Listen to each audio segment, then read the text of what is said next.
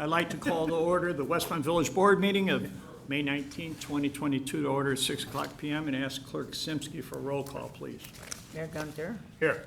the clerk's here, Trustee Barker, Here. Trustee Brady, Here. Trustee Guzzo, Here. Trustee Little, Here. Trustee Nero, Here. Trustee Simonovich, Here. Attorney Zemanek, Here. Village Manager May, Here. Assistant Village Manager Parker. Here. Would everybody please rise and join me in the Pledge of Allegiance?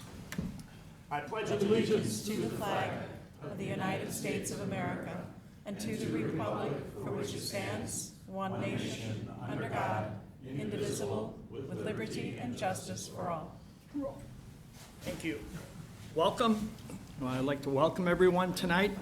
The first item is open forum, and I do have to comment. I do have some requests, but the requests are for something that's on the agenda, and that's when they're going to have an opportunity to talk about that.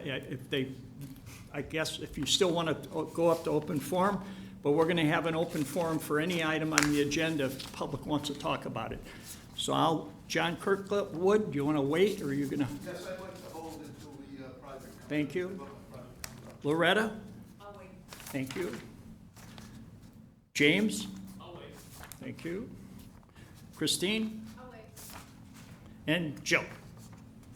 Okay, thank you. We've got it up here. So anybody here for open forum that's something that's not on the agenda, now's the time to say something. If not, I am going to close open forum and move on to reports. My reports first. And I do want to thank our Taiwanese friends from TICO, the Greater Chicagoland Taiwanese Emergency Assistance Association. They brought us some packages, 200 care packages for COVID. And those who may not know, we have a sister city in Hsinchu that we've been sister city with for 6 or 7 years. They have a cultural center in downtown, 63rd Street. So our relationship has grown, and I really appreciate their friendship. Memorial Day on May 30th at 10:30 a.m. We'll have our annual parade again, which will start at Cass in Naperville, and there will be a ceremony at Veterans Memorial Park. They redid the memorial there, and it's beautiful, so those who want to honor our veterans, please enjoy the parade and come to Veterans Memorial Park. Our Lions Club, in the past, they've had the big barbecue, red, white, and blue barbecue, and they've changed that now to backyard barbecue and spring fling, and that'll be held on Memorial Day weekend, starting Friday, Saturday, and Sunday, and there will be the race to the flag on that Sunday morning too. So we're getting our programs back up and running. If you want to know more about the barbecue, you can go to the Spring Fling or the Westmont Lions website. And that's all I have. Clerk Simsky. And I just have a couple of announcements. Village offices will be closed on Memorial Day. Also, recycling and garbage will not be picked up on Memorial Day, Monday, May 30th, which will delay pickups by 1 day for the entire week. Garage sales, there's no permits will be needed for garage sales again this year. The community-wide garage sale weekend is August 5th to the 7th. No permits will be needed for this event. Sign up and details are on the village website if you have any questions. Thank you. Thank you. Trustee Little. Thank you, Mayor. We had an Administration and Finance Committee meeting that started at 4:30 this afternoon. Our next meeting will be July 14th, right here at 4:30. What we covered were water turnoffs with regard to a few late payers. We stalled not turning water off during COVID, and we waited until the DuPage County had an assistance program for residents and businesses alike. So we will be instituting our water turnoff schedule again, starting in June, and getting ready to go back after that one because we have a few non-payers. In addition to that, we talked about the natatorium. We're looking for funding from the village and the county to assist in any bidding for national events that will help our village immensely. So we're going to be working with that. And then we also had a Westmont Art and mural program that was discussed. So that will be up and coming. You'll hear a whole lot of information about that very soon. We're planning to put up murals all over town if we can afford it. And that's going to be a very nice project for all of us to look forward to. Next, we have the Race to the Flag. People can sign up for the Race to the Flag. It's a 5K run, which will be held at Ty Warner Park, and that's going to be Sunday, May 29th.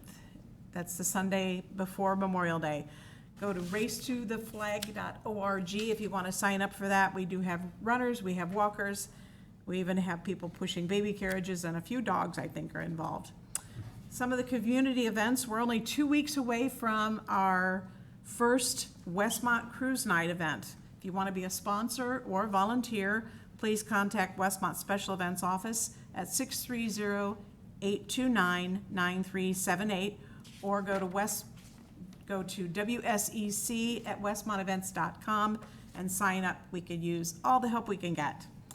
Community Business Window Murals Program. Our next Community Business Window Mural theme is Summer Fun. Thank you to the Creative Arts Network for partnering with Westmont Special Events regarding the mural program. The businesses can sign up at the website for westmontevents.com and also look for art shows and classes to continue during the Westmont Cruise Nights, which begins June 2nd and runs through September the 1st. That's all I have, Mayor. Thank you. Well, thank you. Before I move on, I just want to repeat, I got some more requests, and most of them are for the agenda. They're all for the agenda item, and usually we don't require this, but it's nice to have so we can call you up, and we already have your address. Usually we ask you to come to the podium, state your name and address, but if you haven't filled that out, don't worry, you still have a chance to talk. I just want everybody to know that I'll call them in order when it's time to have public comment. And if you want to fill one out, Chief is standing back there. He'll gladly take it from you. Thank you. We'll move on to Trustee Barker. Thank you, Mayor. The Environmental Improvement Committee will meet again on June 6th at 5:30 here in Village Hall. We have a couple events. We actually have River Sweep in conjunction with DuPage County this weekend on Saturday from 9 to noon. And there's 25 people participating in that as volunteers. And then we're looking for other volunteers to do storm drain stenciling, which is June 4th, and we will be doing, Director Ramsey has selected Oakwood this year to go up there and mark the storm drains. And that's on June 4th, so you can still sign up at the village website for that. And then we have added, because of the success of the last event, we've added 2 more special recycling events. One is August 20th and one is December 3rd. Items included in this are electronics, light bulbs, textiles, clothing, and more. And there's more information on the village website. And then as far as Westmont First, we met on Monday evening, and we had, as you well know, because of the meeting prior to this one, but we had a long conversation about community murals in the village, and we're getting nothing but positive feedback on that, and I appreciate that, having some art background myself. And then the other thing that was discussed is we brought up this idea of community busking, and that's to have a musician available to play music and add some ambiance to the downtown at various times during the year. And that was also well supported by Westmont First. The village board will hear more about that in the future. That is all, Mayor. Thank you. Good. They're good ideas. Trustee Nero. Thank you, Mayor. Just a few items. Our next Public Works Committee meeting is June 16th, 4:30, right here at Village Hall. But more importantly, our Public Works Open House is this Saturday, 10 a.m. to 1 p.m., located at Public Works Building at 155 East Burlington. As I've said before, you're going to be able to get facility tours, forestry demos, identifying tree species contest, fire hydrant demos, bee observation station, touch a truck display, hands-on crafts for children, raffles game. It's just a fun time. I mean, it's a bring your kids, bring family, bring your neighbors. I know Bruce and I will be there greeting. I'm sure the rest of the board will be there, but it's a lot of fun. And I encourage you, if you didn't come last year, come check this new facility out. It's a great, I think, a regional resource, not only just for Westmont, but, should anything ever happen for the surrounding areas as well. It's just an awesome community asset. Next, the Lincoln Street parking lot is now open for public use. Pretty nice project there as well. Glad to see that open. I'm sure Jenny's seen it a lot already, but it is a great thing to have and a good addition to the downtown. And for those of you interested, our 21 water quality report has been published on the village website. Paper copies are also available in Village Hall, Library, and Public Works, should you be interested. And you can see how great and lucky we are to have the good water source that we all like. So, and then last, I don't think the clerk mentioned it, but now you can request vote by mail applications. So if you want a ballot mailed to your home, that's live now. The county's website makes it pretty easy, dupageco.org, and they send you the ballot right to your house. You don't have to deal about any kind of inconvenience, and hopefully helps people vote. I think we all know we need to make sure everybody gets out and does that this year. And that is all I have, Mayor. Thank you. Well, thank you. We'll turn to this side. Trustee Simonovich. Thank you, Mayor. The Police Public Safety Committee meeting, our next meeting will be July 28th in this room at 4:30 p.m. We are really happy to announce that this past week on May 14th, the Westmont Police Department raised $2,829 for Special Olympics with our paper shred event. So thank you to everyone that came out for that. That's all I have. Well, thank you. And just a reminder, our police department, that's the only organization they sponsor or raise money for. And they'll be on top of a Dunkin' Donuts here coming up shortly, right? What day? In August, not that shortly, but, all right.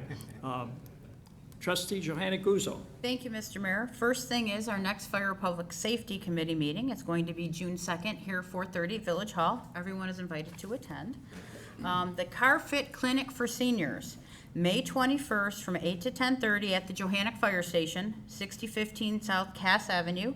Seniors can come and have a free vehicle safety inspection and also have their cars adjusted so that they fit properly. And then I also want to wish a very special congratulations to Deputy Chief Jim Connolly and give him a big thank you. Jim's last day with the fire department will be May 26th. Jim's career has spanned 40 years. And on a personal note, Jim actually was my father's deputy chief when my dad was fire chief, and so I've known Jim a really long time. So a personal shout out to him as well, and thank you for all his service. And last but not least, congratulations to all of our graduates. I've seen some graduation signs in the front lawns, and I just want to say congratulations to everyone, and it's truly deserved. Thank you, Mayor. And you can go to the car clinic and then go to the open house right after. Right. So just so they know that. Trustee Brady. Thanks, Mr. Mayor. The next Community Development Committee meeting will be August 11th here in the hall at 4:30. The June meetings for Planning and Zoning Commission may include a property consolidation being proposed by the Westmont Park District. Other topics will include training for new commission members. That's all I have, Mr. Mayor. Well, thank you. We'll move on to items to be removed from the consent agenda. I'd like one item removed, and that's the boating safety, our Coast Guard. We have a representative here, so I'm going to ask that to be removed from the consent agenda. Anybody else see any other item? If not, I'd ask Manager May to please read. This evening on it's a long consent agenda. It starts with Village Board minutes. Board to consider approving the minutes of the Village Board meeting held May 5th, 2022. It's followed by Finance Ordinance number 2 in the aggregate amount of $2,256,925.28. We have several purchase orders. I wanted to qualify this that in all cases but one that I'll bring up when we get to it, these are all annual purchase orders, so they're encumbering the total amount expected to be spent in the year. We're not actually paying this out in this finance period. First purchase order is the Government Insurance Network, $2,500,000 for employee health insurance payments. Next purchase order is Bestco Benefit Plans, LLC, $227,000. It's retiree insurance payments offset by the collections from the retirees. Next purchase order is Mike Chatta, $26,640 for plumbing inspections with the Community Development Department.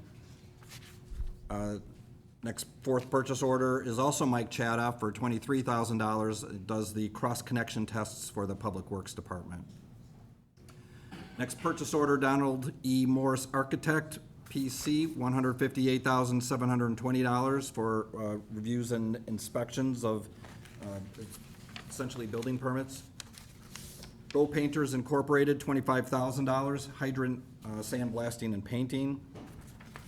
West Central Municipal Conference, $22,093.80 for the spring tree planting program. That is the full amount for the one program and will be paid out in lump sum. Imperial Service Systems, $21,864 is the cleaning services at the police department. Constellation New Energy Incorporated, $20,000. Electricity for the streetlights in the north section of town. Constellation is essentially the ComEd bill. Next purchase order is Constellation New Energy, $20,000. Electricity for streets in the south section of town. DuPage Senior Citizens Council, $24,000 is also a lump sum, but it's an annual contribution. Lithoprint Incorporated, $38,700. It's for the village newsletter throughout fiscal year '23. The total of those purchase orders is $3,107,017.80. Together with finance ordinance number 2 is $5,363,943.08. The completes the consent agenda with the removal of the one item. Do I have a motion to approve as presented? Motion to approve is presented. Little? Second, Nero. Motion been made in second. Any comments, questions? Seeing none, roll call, please. Trustee Little. Yes. Trustee Brady. Yes. Trustee Simonovich. Yes. Trustee Barker. Yes. Trustee Guzzo. Yes. Trustee Nero. Yes. Motion passes. As we always do, any proclamation, we pull it off the consent agenda. If we have a representative here, and we do, it's for National Boating Safety Week, and the board to consider a proclamation declaring May 21st to the 27th, 2022 as National Boating Safety Week in the village of Westmont. And we do have a U.S. Coast Guard representative, Craig Feldy, who's here today to, and I'd ask Manager May to please read first, and then I'll have you come up to the podium. Thank you. National Boating Safety Week, May 21 through 27 of 2022. Whereas for over 100 million Americans, boating continues to be a popular recreational activity. People take to the water from coast to coast. And whereas the U.S. Coast Guard and all its partners encourage safe practices as boaters enjoy America's beautiful waters responsibly. And whereas safe boating begins with preparation. And whereas the Coast Guard estimates that human error accounts for most boating accidents. And whereas basic boating safety procedures, carrying emergency distress communication equipment, wearing life jackets, attending safe boating courses, free boating safety checks, and staying sober when navigating can help ensure boater safety. And whereas, on average, 640 people die each year in boating-related accidents in the U.S., 75% of the fatalities are caused by drowning. And whereas the vast majority of these accidents are caused by human error and poor judgment, and whereas significant number of boaters who lose their lives by drowning each year would be alive today had they worn their life jackets. Therefore, Ronald J. Gunter, Mayor of the Village of Westmont, does hereby support the goals of the Safe Boating Campaign and proclaim May 21st through 27th, 2022 as National Safe Boating Week and the start of the year-round effort to promote boat safety. Do I have a motion to approve? Motion to approve Barker. Second. Second Guzzo. Motion been made second. Roll call, please. Trustee Barker. Yes. Trustee Guzzo. Yes. Trustee Nero. Yes. Trustee Brady. Yes. Trustee Little. Yes. Trustee Simonovich. Yes. Motion passes. Now I'll call up, is it the Reverend Craig Feldy, a Division Commander? If you want to come and give us some additional information about the podium. Thank you, Mr. Mayor. On behalf of the United States Coast Guard and the United States Coast Guard Auxiliary, I would like to thank the Village of Westmont for partnering with us to promote boating safety and issuing this proclamation so that we can expand our efforts to keep people safe on the water. And I appreciate all of your work. Thank you very much. Thank you. And I'll give you the proclamation. The ink's still wet, so. I have to wait to get it approved, right?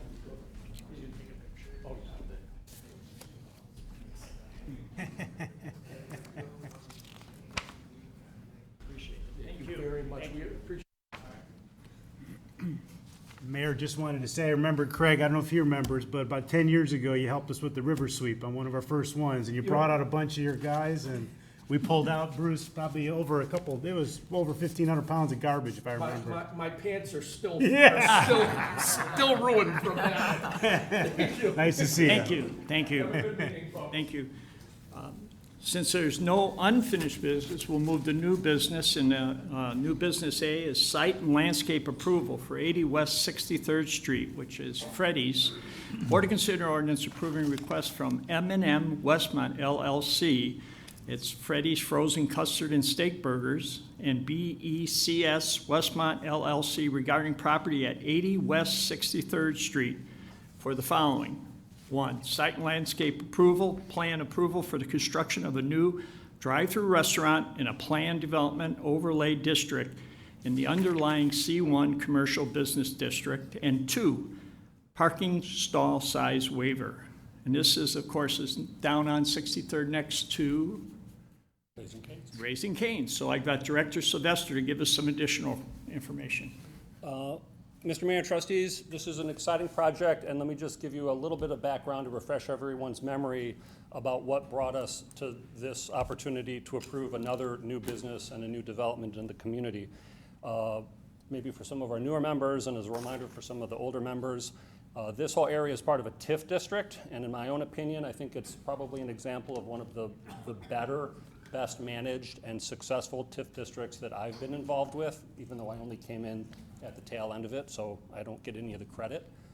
As I'm sure everyone will remember, that corner was occupied for years and years, up until just 3 or 4 years ago, by a vacant, blighted, ugly strip mall, large strip mall. And through the use of TIF district tools, the village created a TIF district, partnered with a developer.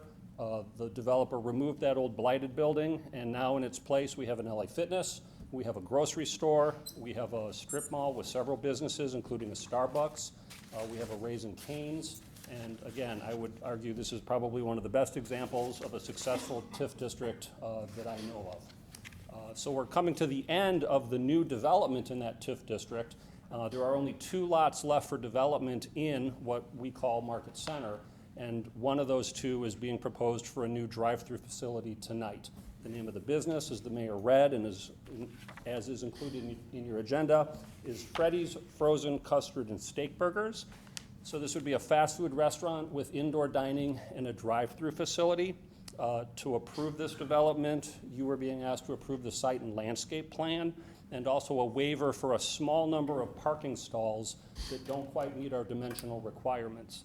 I would point out that it's only the parking stalls on the southernmost side of the site that need this waiver, and it's consistent with the waiver we provided for Raising Cane's, which is right next door. I also just want to point out that you might wonder why one of the items you're not being asked to approve is a special use permit, because I'm sure you all know that that drive-through facilities require special use permits. This is, as is listed in the agenda, a planned development district, which means a lot of the thinking and planning went into the design years ago, and we always knew that this would probably be a site for a business with a drive-through facility, so that entitlement or that approval was granted when the original planned development district was approved. So I just wanted to point that out. If anyone has a question for the applicant, there is a representative here from Freddy's Frozen Custard and Steak Burgers. He or she can come up and tell us a little bit more. And just so to point out, Mariano's was our first anchor. That was the anchor in that area, and then the rest got developed after. Hi. Welcome. We're very excited about potentially going into this space in Westmont. Freddy's has a lot of family values. The custard brings the kids in and the families in, and we'd really like to be a part of your community. Well, do I have a motion to approve? Motion to approve, Little? Second, Simonovich? Motion been made and second. Additional questions or comments from anybody? Do you have Freddy's in other areas? We do. We right now have the development agreement for the Chicago metro area. So we have Orland Park right now. We're building in Romeoville. We're going to start building in Westmont very soon. We have Crystal Lake, Lake Zurich, we have a couple in Lake and McHenry counties as well, Homewood and Frankfurt. So you have breakfast on the menu? We don't do breakfast, but, you know, burgers for breakfast is a great idea. I don't understand why Cane's doesn't have chicken and waffles for breakfast. Yeah, right. Chicken and biscuits, yeah. Anybody from the audience have a question for this agenda item? Any others? If not, I'll ask for a roll call, please. Trustee Little. Yes. Trustee Simonovich. Yes. Trustee Brady. Yes. Trustee Nero. Yes. Trustee Guzzo. Yes. Trustee Barker. Yes. Motion passes. We look forward to your opening up in Westmont. Have you met Larry Forsberg? If you had, he's right back there. He's the chamber director, and he'll work on a ribbon cutting with you. Fabulous. We'd love to see everybody there. Thank you very Congratulations. much. New business B, an increase in available Class 18 liquor license. Board to consider ordinance increasing the number of available Class 18 liquor license by one for Nicole, is it Nicole? And Company Catering and Events at 825 North Cass Avenue, Suite 303 in Westmont. And Deputy Liquor Commissioner Mulhern. Thought I got a promotion. Good evening, Mayor. Niche and Company has applied for a Class 18 catering liquor license. A background review has been conducted. The owners of Niche are eligible to receive a Class 18 liquor license upon approval by the Liquor Commissioner. Niche and Company is owned by Nicole Dryden and Alexa Cavito. Standing with me here tonight is Alexa Cavito. Nicole couldn't be here. She got married over the weekend, so that took a little bit more precedence than this did. So, but she did wish her desire to be here. Niche Catering is located at 825 North Cass, as the mayor mentioned. It's the site of the former Truffleberry catering company, and they also had a liquor license. They wished to have a liquor license so that they could, when they do their catering, serve alcohol as well. And again, too, the background review revealed that they are eligible. So I will introduce Alexa Cavito to answer any questions and tell you a little bit more about Niche Catering.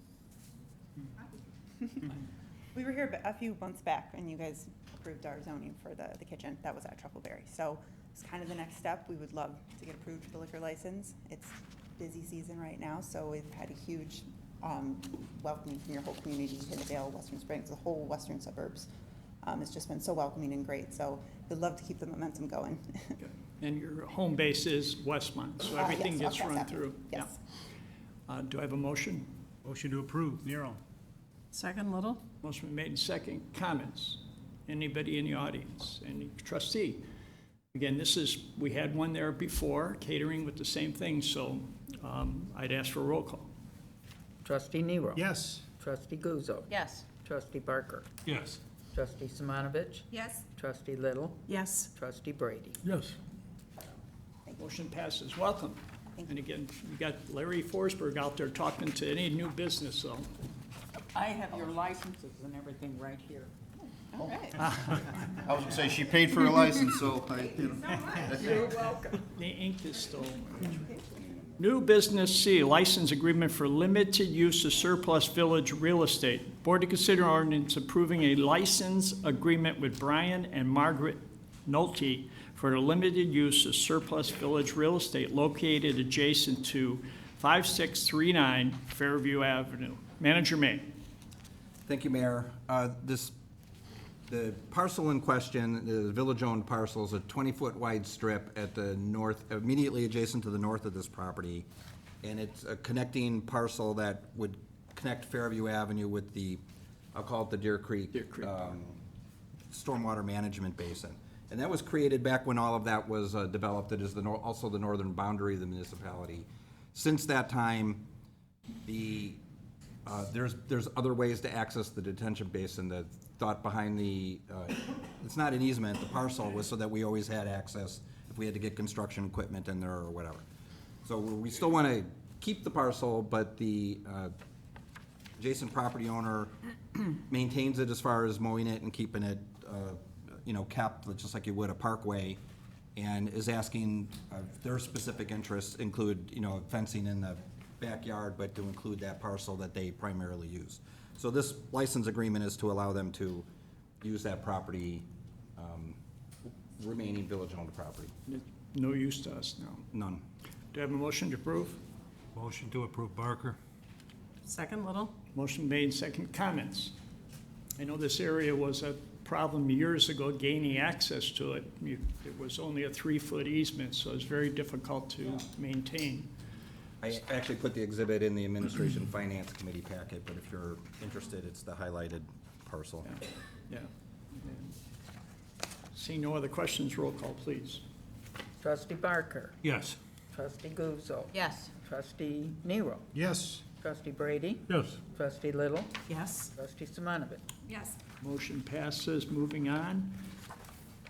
New business D, purchase of property. Board to consider an ordinance approving a real estate agreement for the purchase of 21 North Lincoln Street for the use by the village. Manager May. 21 North Lincoln Street is a single-family home that is immediately adjacent to the south of the Lincoln Street parking lot that we just talked about was constructed and opened last Friday. This property owner, although other properties we've acquired to build the parking lot, but this one reached out to us as far as our interest in the parcel, of which we do have. So the real estate agreement is to purchase it from them at the appraised value. In this particular case, because we don't have any immediate use for it, and they don't have a new destination yet, and, you know, keeping in mind they approached us at the time when they were ready to do this, we're gonna lease it back to them on a month-by-month basis until they've completed their arrangements, and they'll continue to maintain it. But otherwise, it's to, you know, the purchase of the property. And this is in line with us trying to take parking off of Cass and moving it behind the businesses on both sides of the street. So I have a motion. Motion to approve, Little? Second, Nero. Motion made, second. Comments? Anybody? Nobody? Roll call, please. Trustee Little. Yes. Trustee Brady. Yes. Trustee Simonovich. Yes. Trustee Barker. Yes. Trustee Guzzo. Yes. Trustee Nero. Yes. Motion passes. We'll move on to new business E, Willow Crest Golf Course redevelopment, 3500 Midwest Road. Board to consider ordinances approving requests from WCW Landowner LLC regarding the property at 3500 Midwest Road in Oak Brook, Illinois, which is the mailing address, 60523 for the following. 1, we're going to do it in reverse order. It's, when we get to it, comprehensive plan amendment to redesignate approximately 52.8 acres from parks and open space to single-family attached residential. 2, a B3 special development district amendment to remove approximately 52.8 acres from an approved preliminary and final concept plan. And 3, a conceptual primary plat of subdivision. And before we begin, I need to read a couple things. I'd like to make some comments. We are only here tonight to consider the 3 listed agenda items. This is part 1 of the process for potential development of the property. Many of you have seen a conceptual plan, site plan for the potential development of this property. We are not here tonight to consider and vote on that conceptual site plan. That conceptual site plan was not a formal submittal to the village, and it has not been reviewed by village staff. The ultimate plan for developing this property may change significantly from this informal conceptual site plan. Once development plans are formally submitted to the village and reviewed by village staff, there will be a subsequent public hearing before Planning and Zoning Commission to discuss the proposed development. This subsequent public hearing will be the public's opportunity to comment on the actual development plans for the property. So if you're here tonight to discuss the conceptual plan or to discuss the density for the property as shown in the conceptual plan, or to discuss potential rental housing, this is not the forum for such comments. That will come later. If someone does start discussing the potential development property as shown in the unofficial conceptual plan, I unfortunately will have to ask you to no longer make those comments because it's not part of the agenda tonight. The village board values your opinions and want to hear from you, but tonight is not the time to debate the conceptual site plan for the property. If you want to comment about proposed amendment to the comprehensive plan or the conceptual preliminary plat of subdivision or the amendment to B3 district final concept plan, we certainly welcome your comments tonight. Because we do have a large crowd here, I want to hear from everyone who wishes to speak on these agenda items. I am limiting your comments to 3 minutes. If you're speaking as a representative for a group of people, such as a homeowners association, and if members of the associations do not plan to speak in addition to you, please let us know, and I'll give you a longer period of time to address the board. Finally, if you're simply repeating comments already made, I respectfully request that you simply state that you echo previous comments. We will then know your position without you having to repeat what has already been said. With that, I think these same kind of ground rules that was read at Planning and Zoning. I am now going to turn to our attorney to also bring up some additional items. Thank you, Mayor. And I just wanted to make some comments about the comprehensive land use plan of the village, its interplay with the zoning ordinance of the village, and the property owner's right to develop the property.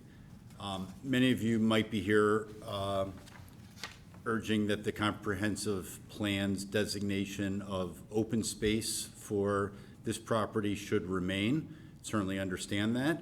You also may urge the village board to permanently preserve the golf course as a golf course or as some other form of open space, but not allow any development on the property, and justify that because the comp plan says open space for the entirety of the Hilton development.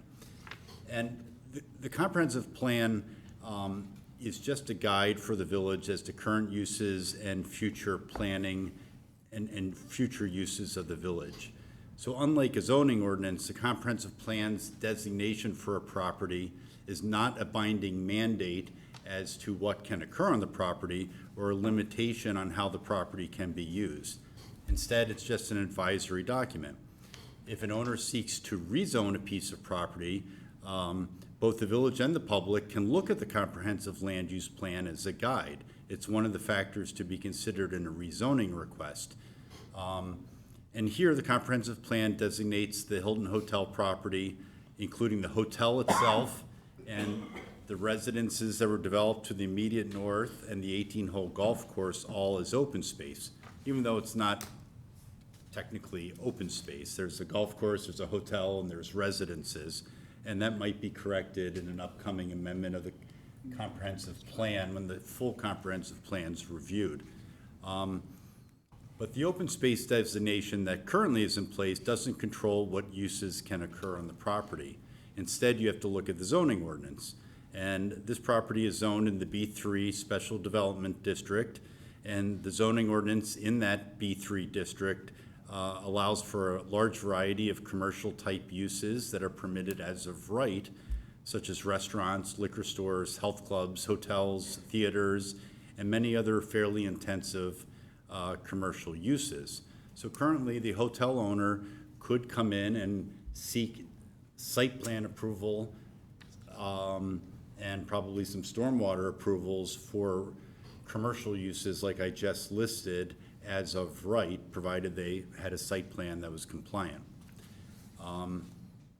The owner at any, I just said that, if the village were to insist that the 18-hole golf course remained as a golf course forever or otherwise remained as open space and denied any reasonable redevelopment attempts of the property, it would eliminate valuable property rights that the Hilton Hotel property owner currently enjoys. Just like if you owned vacant property somewhere in the village and the village said, you know what, we're going to designate this as open space and you can never develop it, you'd probably be upset and you'd be losing valuable property rights. If the village tried to do that and keep it as open space forever, it would likely get sued by the owner and it would likely lose. So I just wanted to point out that that the comprehensive plan's a binding guide. Certainly the village board wants to hear from you. And I guess I would say that while the village doesn't have the right to completely prohibit any development on the property and can't maintain this at open space, it doesn't mean the village board has to approve whatever development comes before it. It's going to look at whether any proposal complies with the zoning ordinance. It's going to listen to what the public has to say. It's going to consider the public benefits of any such development, and it will vote on any proposal on a case-by-case basis. And I imagine that any such proposal will come at a later date after tonight's meeting. Well, That's thank all I have. you. Thanks. And I think we want to address that because we have received a lot of comments from the public, and one of it was involving open space. And I just wanted John to explain, our attorney explain the difference between a zoning and a comprehensive plan. At this point, Director Sylvester, I'm going to call him up, and we can start with him and the developer, and then we'll have our open session. Thank you, Mr. Mayor, trustees. I'm just going to briefly remind everyone of the 3 items that the property owner is requesting you to consider approving, to try to give you the context of what the request is. And as the village attorney just explained, this is just laying the groundwork, if things are approved, for the property owner to move forward with the developer on then creating specific plans for what might be developed. But the property owner can't move to that step until the property owner gets some direction from you tonight on what you do or don't want for this piece of property. It's an exciting opportunity. It's an exciting discussion. It's probably the largest piece of land left in the community that could be developed, pending your decisions tonight and in the future. So the first item requires a little bit of background and history. The development that you see up there today, the Hilton, the 18-hole golf course, and the townhomes were all part of an approval that the village gave to the property owner in the 80s. And they developed the land according to what the village approved back then, and it has been used as such ever since. And the current use of the property is per that approval. The property owner today is saying they want to amend what was approved in the 80s and do something different. So the very first step is amending that B3 concept plan from the 80s. That's the first item that you're being asked to approve tonight. The second item is, it's called a plat, but really what it is it's defining the area in question. It's drawing a circle, an irregularly shaped circle, around about 52 acres of land and saying, this is what we're talking about. This is the area that is in question, and this is the area that the property owner would like to do something different with. In very general terms, we often refer to it as the back 9. So if you're familiar with the golf course, it's the back 9 holes that comprise approximately 52 acres that this plat, this conceptual plat, would draw a circle around and say, this is what we're talking about. That's the second item that you're being asked to vote on tonight. And then the third item is, as the village attorney explained, saying through our comprehensive plan, what do you, as the elected officials for this community, want this area to be? And you have a couple of choices, and we're limited to the terminology that our comprehensive plan has in it. Our comprehensive plan has uses like commercial areas, industrial areas, open space areas. And then for residential, our comprehensive plan has 3 subcategories. There is residential that is detached, which are freestanding homes. Picture, single-family detached types of housing. A second term that our comprehensive plan uses is single-family attached housing, which would include detached housing, but would also allow more intensive types of residential development, like townhomes and row homes. And then the third category that our comprehensive plan uses for residential development is multifamily, which would be apartments and condominium buildings, et cetera. What the property owner is asking for you to approve tonight is designating that 52 areas that's defined by that plat, not as open space as it's currently designated, but rather designating it for single-family attached housing, which would then send the signal that what you want long-term in that area is a development plan that would come before you in the future that shows residential development that would include some attached housing, row homes, townhomes, et cetera, but could also include less intensive types of residential development, namely single-family attached, single-family detached. So those are the 3 items you're being asked to vote on tonight. Are there any questions? If not, a representative for the property owner is here. I drew the long straw. State your name and you could, Good evening. I'm Stephen Ellingson. I know many of you, but not all of you. Honored to be here this evening to represent the property. I am the Regional Vice President of Operations with Maverick Hotels and Restaurants, and I am an asset manager and partner with KCBM, which is the owner representative. Most importantly, that's my home right over there. I've been there for 7 years, as you know. We've been involved in this project for 7 years, massive investment at the property. Can I have more than 3.5 minutes? Not but a you're lot more. representing the, yeah. Yes. We've invested a significant amount of money in this property. We've put passion and energy into this property. We've repositioned this property in the community. Many of you have been here long enough to see the history of the property, what it was before we came along, when Marriott was there, when it detached itself from the community. My commitment to the mayor when I joined 7 years ago was to bring this back and make it a living room to the community. I feel very confident that we've done just that.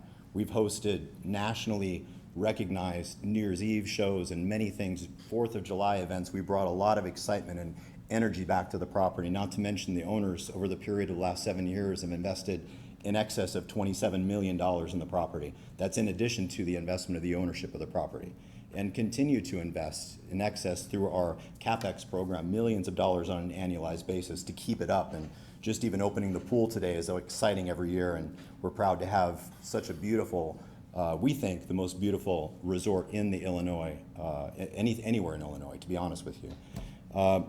So that tells you that story, and I hate to bring up COVID, but we were doing very, very, very well. And those of you that have been involved in business, especially hotels, have heard it was devastating.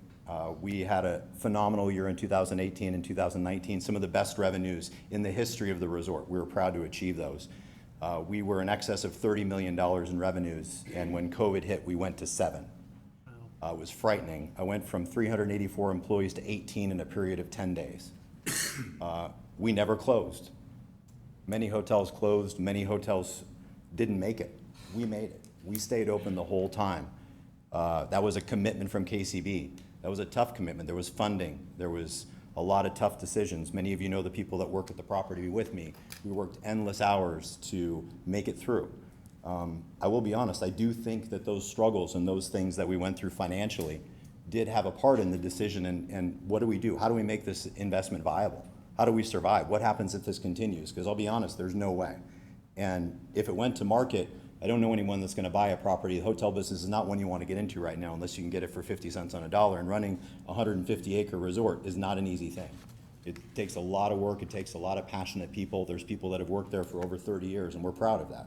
But there is a lot more to this, not just an investment of why I think this resort needs to stay how it is and needs to be viable and needs to be a breathing part of the community. And to do that, it has to make money, or no owner is going to come in here. And certainly our KCB partners and my partners are not going to make it. We're doing better. Business is back. It's exciting. Things are going better at the resort. We have big groups finally coming back, but every day you read the headlines, you hear these things, COVID's back and COVID's back. Of course, if you own a massive piece of real estate, there's fear there. What are we going to do? How are we going to survive this? What if this comes back in another form? How do we get this property to where it's sustainable so that we can be a part of the community and we can obviously return to our investors, because we don't own this free and clear, we have partners, and how do we make that happen? So that's really the story of how we got to where we are today. The 18 holes is beautiful, but I'll be honest, golf course, Randy, don't take offense to this wherever you are. Golf course is not an easy business. You see a golf course and you think, wow, that's beautiful. They must make a lot of money. They genuinely don't. It's an asset. It's a beautiful asset. But when you try to run a business of that size, you try to focus on the things that are making money, that are going well, and the things that aren't. You think, well, how can we redesign that? How can we come up with a new concept there? What can we do to make the entire property profitable? And golf is part of that. Golf does not make a profit. Yes, golf had a surge for a little while with COVID because people wanted to get outside. But unfortunately, unless Tiger Woods' son can save golf, what's his name, Charlie Woods, right, Randy? I don't know if maybe one individual can, but the fear is, we don't know. So that is part of this process, and we do believe that the design that we've worked on with Ray Hearn, Randy's been intricately involved. He can get up and speak on behalf of there he is. He's been there 30 years, and he's been my partner there for 7 years, and we're very honored and we're excited to have a really functional 9-hole course and be able to continue to develop the property and then have our owners be in a better position to where we can make the resort viable and profitable and continue to be part of your community and not set it up on the auction block because we just can't pay our bills. And that's a realistic situation. I mean, we made it through it once and not well. I won't give you the figures, but they're not pretty. If we probably wouldn't make it again. And many properties, as you know, I won't give names in and around our community, and many have just gone vacant. And at some point, you just give it back to the bank because it can't be there. I've fought not to have that happen. I may have the title in these things, but the reality is that's my home. I treat it that way. The mayor knows I treat it that way. I take great pride in what I do. The strategy is about that. We're excited. Honestly, I'm excited. I've run other hotels in other parts of the country in Mexico that have residential components. Those residences, like the residents that are neighbors, and some of them are here tonight, are great partners to the resort. They spend money in the resort. They infuse the resort. That is something we're super excited about a new opportunity to bond and have them come into our community and use the resort and use our restaurants and again, have a new revenue stream that we still will have a golf course. We can have a beautiful 9-hole golf course. We can welcome some new people into our community that'll hopefully work in partnership with us to add value and add money back into our property. Bear with me. So with that being said, Westmont, even though I don't live in Westmont, I feel like I do because I work so much here and I feel so much into this community. We've been good partners. I think the support that I see when we have events like 4th of July and those things just tells me how people love the resort and love to come out to the resort. So I think if you would, just consider that as, we're coming to you because we want to make this property sustainable. And our owners, KCB, my partners, we want to stay. We want to be part of this community long term. If you look at the history of them as an ownership company, a real estate company, they're long-term holders of assets. And when assets start flipping, I don't know if you know that, or you've seen that other hotels in your community, that doesn't turn into a very good situation because oftentimes the investment and the passion is not there. With us, you have that. With me, you have that. I will stay part of the resort as long as KCB owns the resort. Randy's joked he's going to bury me on the golf course at some point, but you're going to go down there first.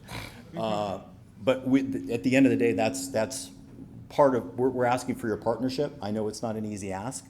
I know there's a lot of very valid concerns, but from an operator and someone who operates, I guess it's probably one of the larger businesses in your community, this is a lifeline for us to be able to survive and make it. So I know that everything that's been put in by the team here has been carefully crafted and really thought through. We worked very hard on a conservation easement with our neighbors who are very gracious and very friendly. Some of them are here. I don't know if I can say their name or not, so I'm not. But I look at these as my neighbors and friends, and I feel like we've listened to them. We've got on calls. We've looked at lines. We've tried to make it work. We want to partner. We don't want to just force this through. We want to listen and learn, but at the end of the day, we do want to stay here as part of the community and run a major resort, which is a major revenue generator for all of us. And for us to be able to do that, we just ask for your partnership in this. So with that being said, I want to ask our counsel on this matter, Russ Whitaker, to come up and speak with some of the specifics of the proposal. Stephen, can you clarify? I know there was the ownership now didn't own the golf course until how many years ago? They purchased? We purchased the golf course, it's been about 3 years now. Yeah.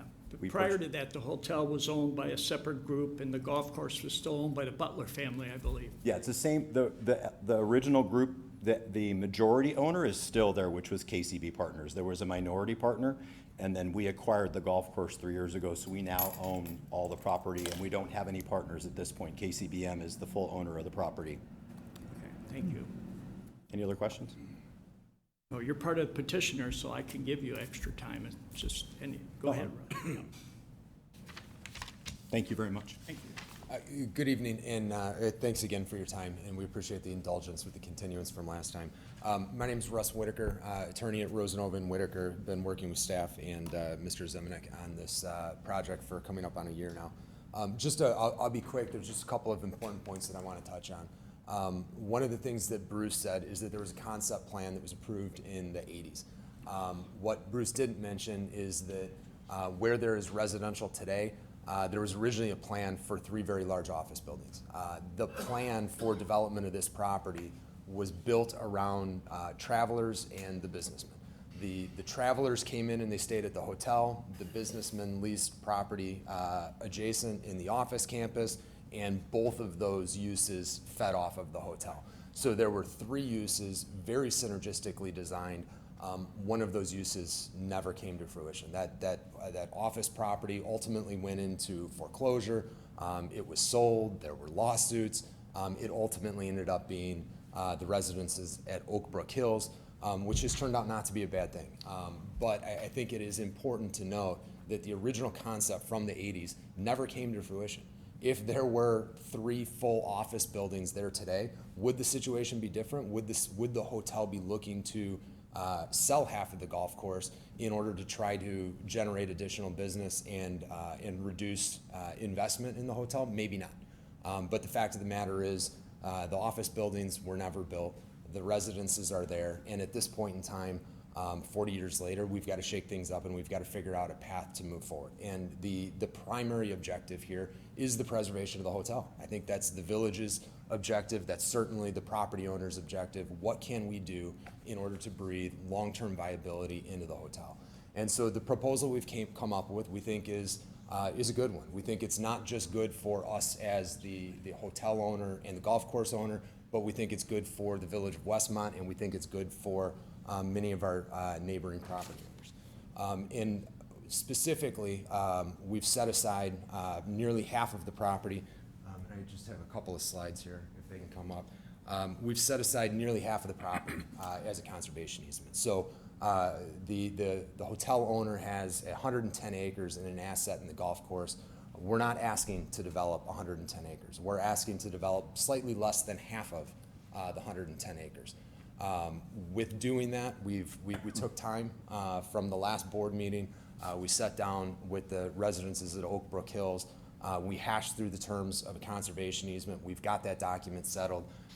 Attorney Day is here today. I think he'll probably get up and speak, but I know he's also submitted a letter to the board noting that as a result of the conservation easement, they, as our closest neighbor, are supportive of the development.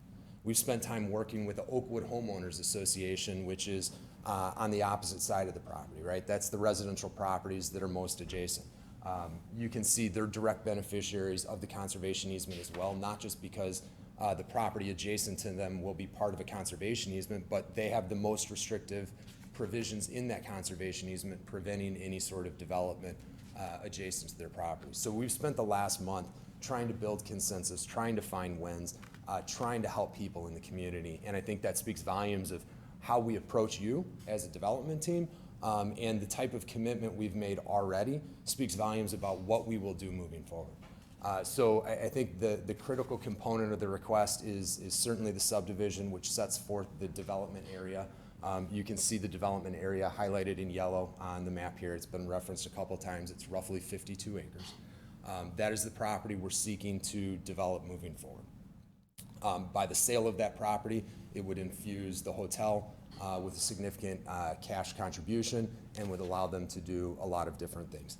As we move forward with the development, I think it's important that we have a certain amount of density.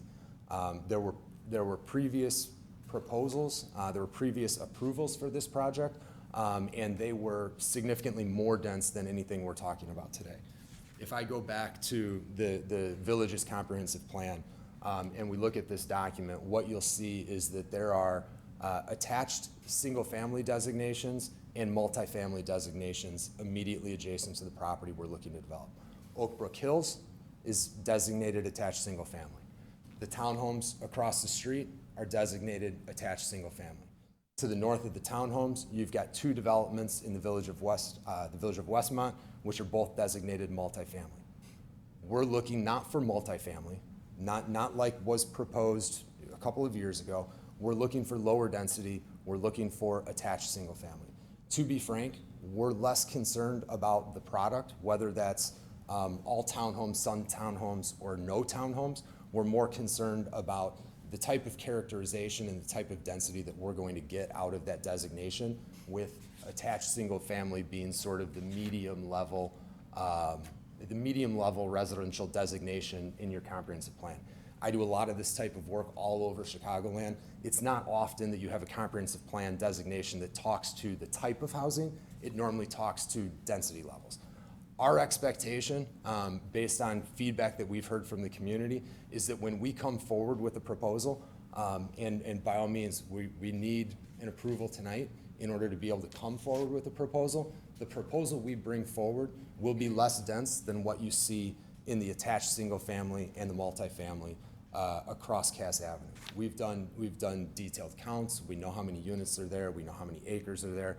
And we are entirely confident that we will do something on this 52 acres that will come in, it will be less dense. And I think the important component here is oftentimes communities hear density and they think about it as a four-letter word. Density means something's not as nice or you're cramming a lot of things into a small space. More often, the exact opposite is becoming true in society today. I would point to things that are happening in Lombard. I would point to things happening in Oak Brook. Some of the most successful projects in the marketplace today are where you're finding density. And the reason those projects are so successful is dynamics have changed since the Great Recession. You have a young generation that stayed downtown. They rented for a long time. They've become very accustomed to a lifestyle. They don't want to maintain a yard. They don't want to have to drive to a gym. They want to live a very convenient lifestyle. They want everything to be there and be provided for them, and that's the type of project we can provide. With density, allows us to provide a higher level of service that is going to set this project apart from anything else that you have in Westmont today.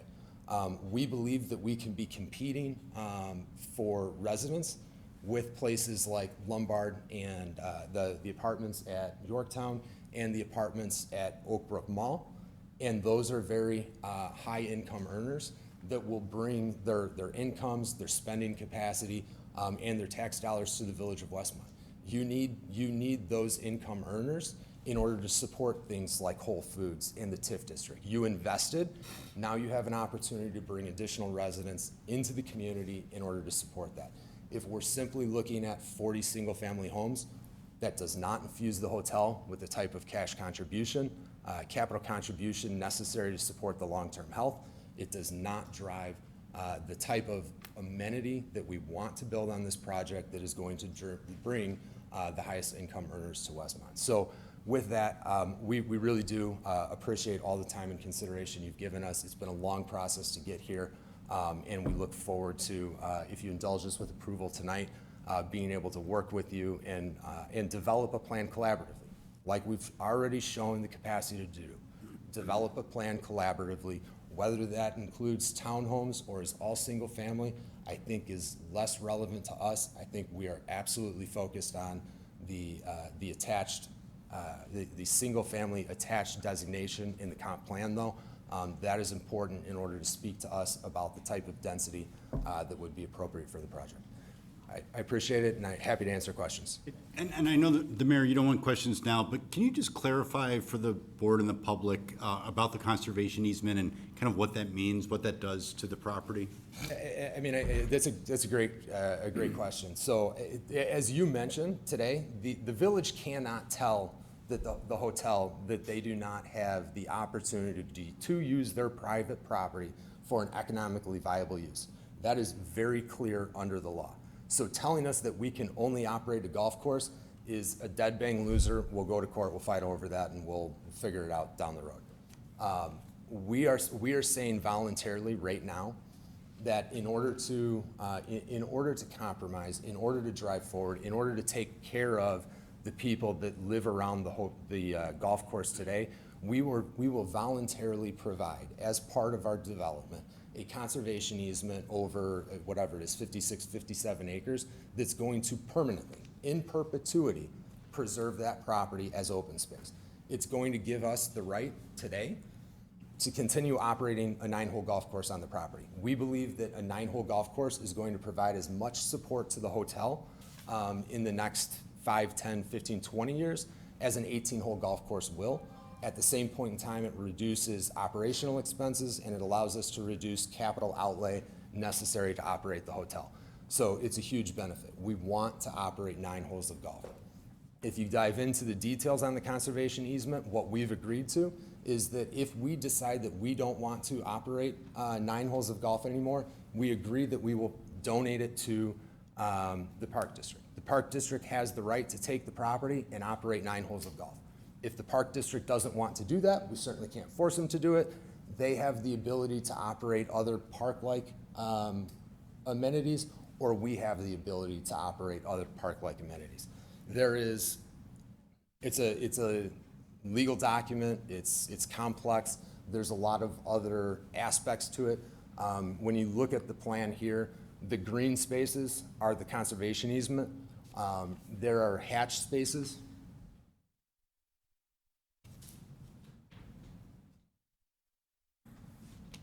Those hatch spaces, that particularly to the right, the hatch space references a residential buffer zone. There's no sort of active development that could happen in that. And when I talk about active development, we're talking about park-type spaces. We're not talking about houses. We know that this is going to be open space in perpetuity. In the hotel buffer zone, which is immediately behind the hotel, that's sort of a unique area. And there's some permissive uses that the hotel could operate in that space. So if the hotel wanted to take the pool and they wanted to expand the pool to better serve the community, they would have the ability to do that in the hotel buffer zone, but they would not be able to build houses or offices or any type of commercial profit-generating use. It is open space from here to eternity. And that is conditioned on some sort of R4 type development getting approved, is that correct? Yeah, absolutely. So we've agreed on terms with the adjacent association. I've had conversations with the Park District. Park District Attorney Steve Adams, we've had a couple of conversations. Assuming all goes well tonight, we plan on meeting next week. The Park District has some additional requests that they would like to see layered into the agreement.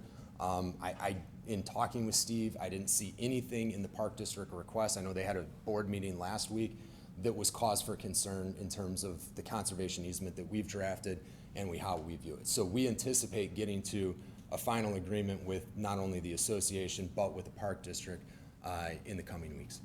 And then you may have touched on this, and I'm sorry to take up time, but if the village said, we'd think about 50 single-family houses as opposed to what ultimately might be proposed for the development, would that impact the amount of money that the developer would be willing to pay to the hotel to buy the underlying property?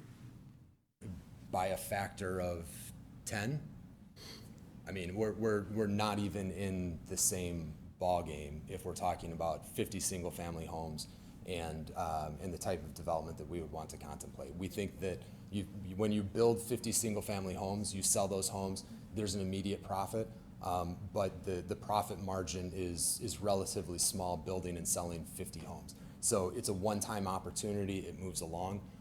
With the type of project that we ultimately would like to do, which is predominantly single-family, but for rent single-family, we think there's the business model allows the ability to pay a significant premium to what a single-family builder would pay for property. So it's a fundamental game changer for the hotel. I think if we're talking about 50 single-family homes, I think that the concept of the conservation easement, we haven't spent a lot of time talking about this, but the concept of the conservation easement has to go away because we cannot generate enough revenue out of 50 single-family homes in order to support the long-term health of the hotel.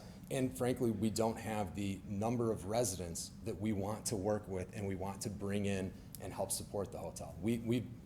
I've been at the hotel and I've seen these neighbors in their dining. I've been at the hotel and seen them there with their association meeting and supporting the hotel. That's the type of relationship we anticipate building with an adjacent community. Just one other comment on, we've taken some backlash as far as you asking for a postponement. That was all done. Any developer, anybody on the agenda can ask for that. And a month ago, you requested to postpone this to a future date, which is tonight. And that was done for one purpose. We were prepared to move forward, and we would have liked to have moved forward at that point in time. I've been working very closely with the Oak Brook Hills Association. I did not want to try to push something through and have them think that and have that be a signal that we weren't going to work cooperatively. I saw the opportunity to finalize that conservation easement. I think finalizing the conservation easement is a show of good faith to all of you. It's a show of good faith to them. And I think it speaks volumes of the character of the hotel and the developer. So that's the only reason we sought the continuance last time. And I would think we should be viewed in a very positive light as a result of it. And at this point, anybody representing an association, now's the opportunity. Mr. Day, you want to come up, state your name and who you're representing, and then we'll get to the individual resident of people that would like to speak. Good evening. My name is Scott Day. I'm with the legal firm of Day and Robert. We're out of Naperville, Illinois. I will say that this parcel of property I've been working on for a very long period of time. It has a very lengthy and legalistic history. There's been litigation over this property on a multitude of occasions. It was developed in a very unusual format, essentially 3 parties that put this particular plan together and did much of the processing informally and through private covenants, which is why you've got the private covenants on this property. We've been working on behalf of our clients, the Oak Brook Hills Condominium Association, the residents of Oak Brook Hills Condominium Association. And I want you to understand this isn't just a collection of quaint little townhomes. There are 46 townhomes in this particular development, and of the equalized assessed valuation that you're dealing with in this 3-party development, you're dealing with in excess of $40 million of equalized assessed value for that collection of homes. So it's a significant tax-paying group of people. They've got a very, very large investment. They are part of a 3-party parcel of property that was developed as a unified plan. It's always been a unified plan from the beginning. They want to see the hotel succeed.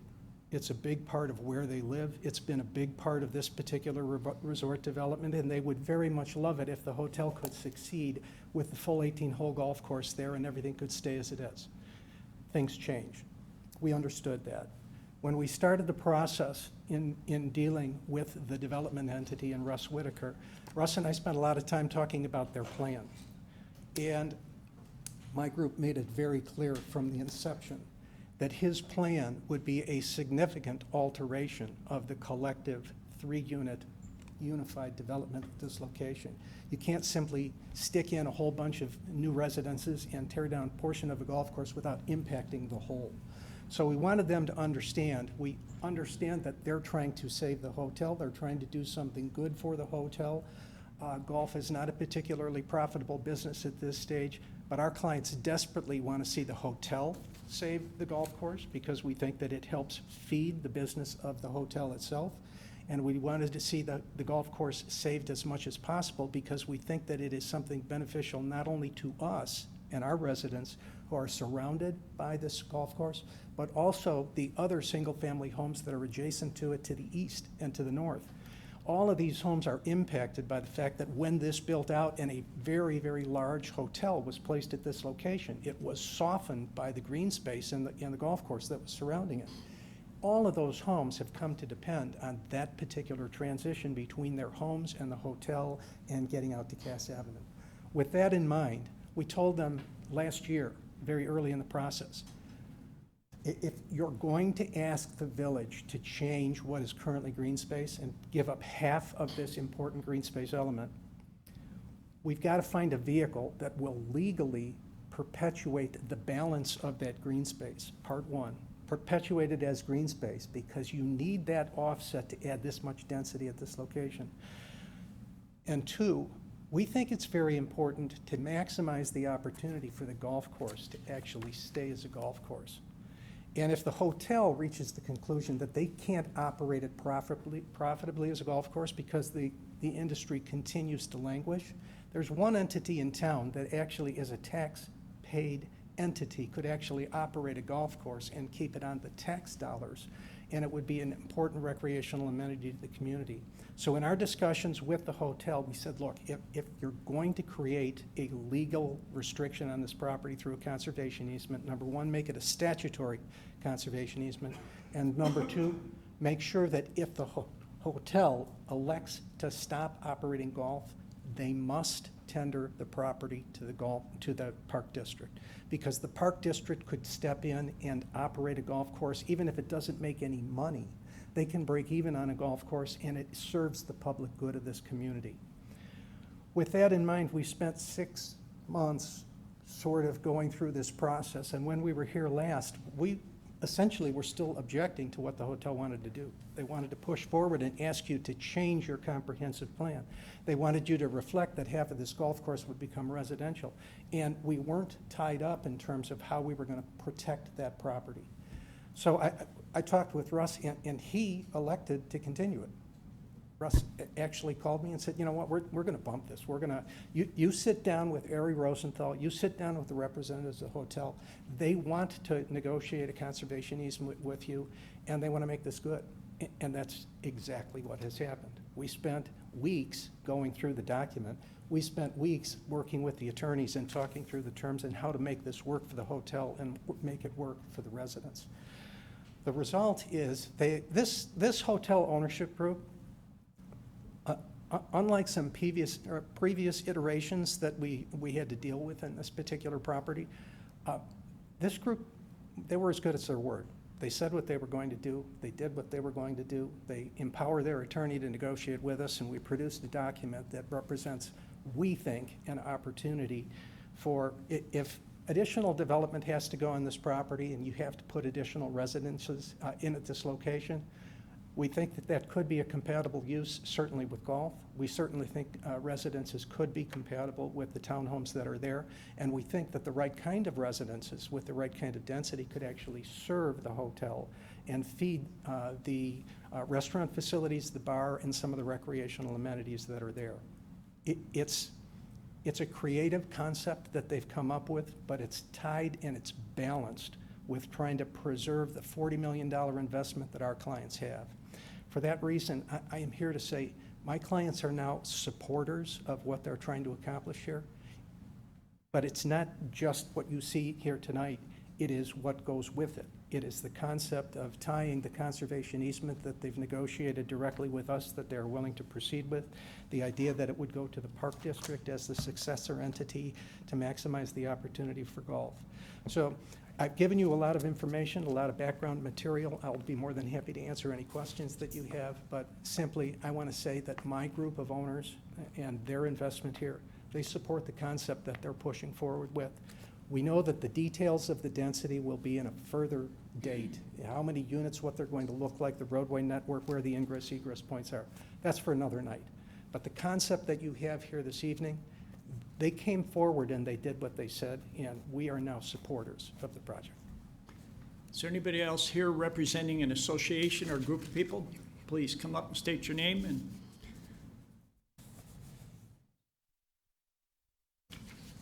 good evening. Hi. My name is Adam Kingsley, and I represent two homeowners associations that are right across Cass Avenue, extremely close to this proposed development. This is the Royal Hills Club and Indian Trails.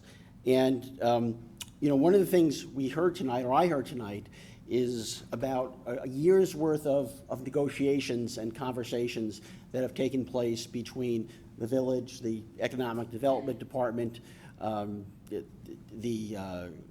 the other townhome association that Mr. Day represents. The funny thing is that my clients, my homeowners associations, have been included in absolutely none of those conversations.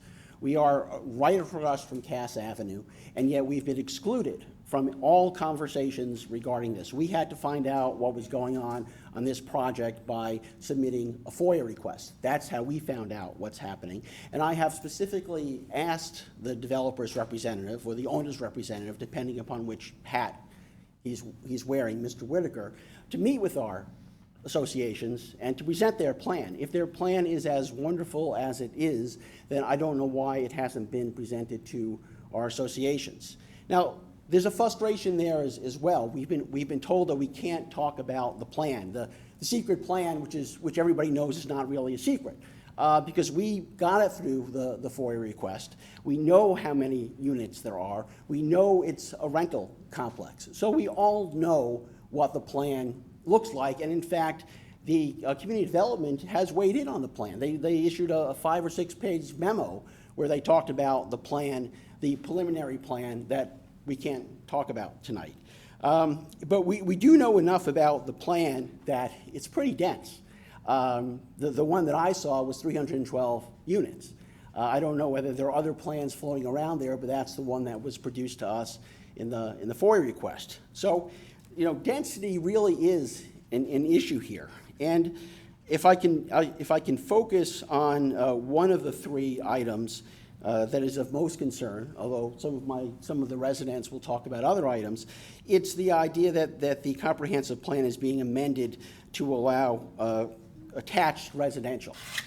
And I'm a zoning attorney, so I understand this, but I'm not quite sure why we're talking about that separate from the plan. As your counsel pointed out, the comprehensive plan does not control. So you could have a rezoning or approval of a planned use development, even though the comprehensive plan says you should be doing something else. So I'm not quite sure why you all have to amend the comprehensive plan to open the door or as was said before, send a signal to the developer that you want them there. It seems to me that the plan itself should be on the table when these conversations are being had. But given the parameters that we're facing here, I want to go back to the fact that what is being done tonight is being done after a ZBA meeting, and at the ZBA meeting, everybody you've heard from spoke, and more people spoke at the ZBA meeting. And the ZBA, after extensive comment, and I know you've all got that information in your packet, the ZBA comment and the ZBA vote. The ZBA voted against changing the comprehensive plan to allow attached single-family residential. And if anybody hasn't read the ZBA debate or the ZBA decision, I invite you to read that. That was a 5-2 vote by the ZBA. And what many members of the ZBA said was that, no, this should be single-family detached. That is the appropriate land use for this particular area because it's consistent with the surrounding communities and it's consistent with what we, as the ZBA, think should be developed here in the future. And so that's the vote that you are being asked to overturn. You are being asked to overturn, or recommendation, you're being asked to overturn the ZBA's recommendation and allow attached single-family housing, which opens the door to a proposed 300-unit development, which may change, but that is the last site plan that was submitted by the developer. And it's not up there anymore, but you could even see the developer's name. The developer's name, Core Spaces, that was actually on one of the slides. So we know who the developer is. We know, as we heard tonight, that they want to do a rental development, which raises concerns that I think you'll hear about later tonight. So we all know what's coming, and I don't understand why we have to wait to see it, because you're being asked to open the door to it tonight. And I think it's a little bit also disingenuous where we're hearing about this 50 single family detached alternative. Well, I don't know where that number is coming up with. I don't know whether that number is coming from your planning department or where it is, but we've never seen an alternative plan to show how many houses could be built if you say you want single family detached and not single family attached. And then we're hearing threats from the owners, well, if you don't let us build what we want to build, we're going to do bad things. We're going to close the hotel. We're not going to give the easement. So you're getting these implicit threats that if you don't allow us to build, we may walk. Well, every property has a price, a fair market value price. And I understand and agree that the more a developer can build, the more they're willing to pay the owner for the property. So is this property worth more to the developer if you allow more density on it? Absolutely it is. But that doesn't mean that the developer can't make a pretty penny if you allow what the ZBA recommended, which is detached single-family housing.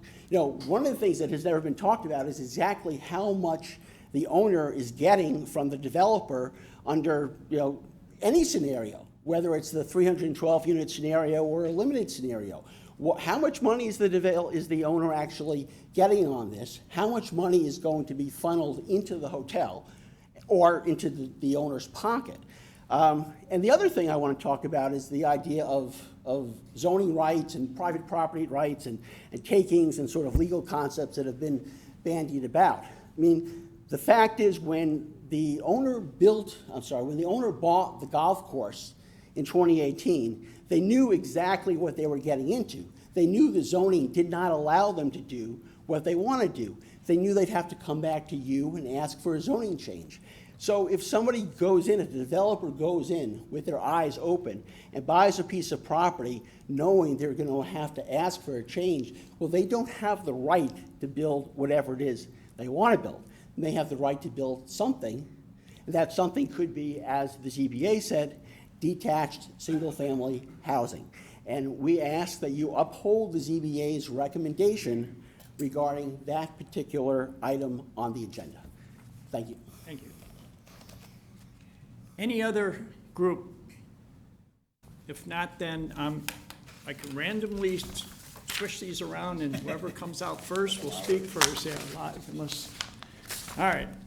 I got Adam Kingsley. I just spoke, so I'm not getting up again. Oh, you're the, oh, good. Good. You filled one out too. How about that? How about Kit O'Kelly on 3525 Cass Court? Yes, that's Royal Hills Club. All right.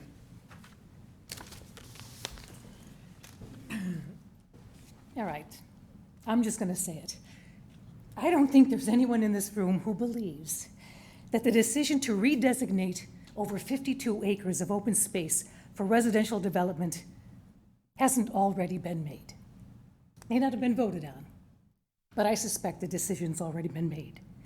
A significant portion of the mere 14% of open land currently in Westmont, over 52 acres, to allow for a corporation to drastically alter the neighborhood and the village, to impact our traffic, our schools, our sewer system, to take valuable open space, space Audubon certified, that currently benefits migratory birds and bugs at a time when the world is facing climate change, to pave it and create flood and water runoff concerns to neighbors. To what end? To make millions and millions and millions of dollars with this development. And do any of those who will make these millions live in this neighborhood, in this village? Those who want to drastically change this neighborhood and village, do they live here? I don't actually have that answer, but I suspect not. I don't want to see Audubon certified open space paved over for a development. But if there is to be a development, I plead with you, do not just hear, but to listen to the stakeholders in this neighborhood and in this village, and to listen to what the zoning commission has recommended, which is to minimize the density of any development that might take place, to allow for only single-family detached, ideally owner-occupied residences with lot sizes similar to other village homes. Please, prioritize our interests. We, who have invested in Westmont also, and have chosen to live here, prioritize them over those who would drastically change Westmont for their own financial gains. Thank you. Thank you. We'll move on to Suzanne Kloss. Is that? I'm going to see my question. I think it's been answered already. Oh, okay, thank you. We'll put it on that you were. Is Roger Kloss? Is that? Same. Same with her? All right. Thank you. Jessica Zabraskas? I hope I said that right. 809 Revere Court. Oh, yes. I live in the Oakwood community, which is right on the other side of where this proposed development is supposed to be. We didn't actually find out about this at all. No one came to us. Our Homeowners Association president didn't know anything about it at first. It was really just started by word of mouth. And since then, everyone in our community who's heard about it is concerned for many reasons. We've started a petition to say, what the main concerns are and who's opposed to it and who's for it. And we've had 63 families so far that have started. Everyone who's looked at it has, I don't know if anyone who looks at it, but we have 63 families that are opposed to this already, and we've just started getting this petition out. Our main concerns are density, which I mean, no one's looking for a townhouse right now. We have families struggling to find single-family homes. We have a community full of, that we've spent a lot of time building as it's turned over into a lot of really good single-family homes with a good support group. We have very overcrowded elementary schools. These attached units, all they bring are young families who move out of the community. They don't stay in the community and feed this community. You know, there's water runoff issues. We already had to spend a lot of time in our community fighting for flood zone and making sure that our lake and our property is protected from water runoff when we had the natatorium. This is a major concern for our community. We have homes that they're gonna lose value, they're gonna have difficulty selling them, because now we have another townhome community. Everything that's going up in this, on Cass Avenue, townhome. When is the last time that Westmont approved a single-family home community?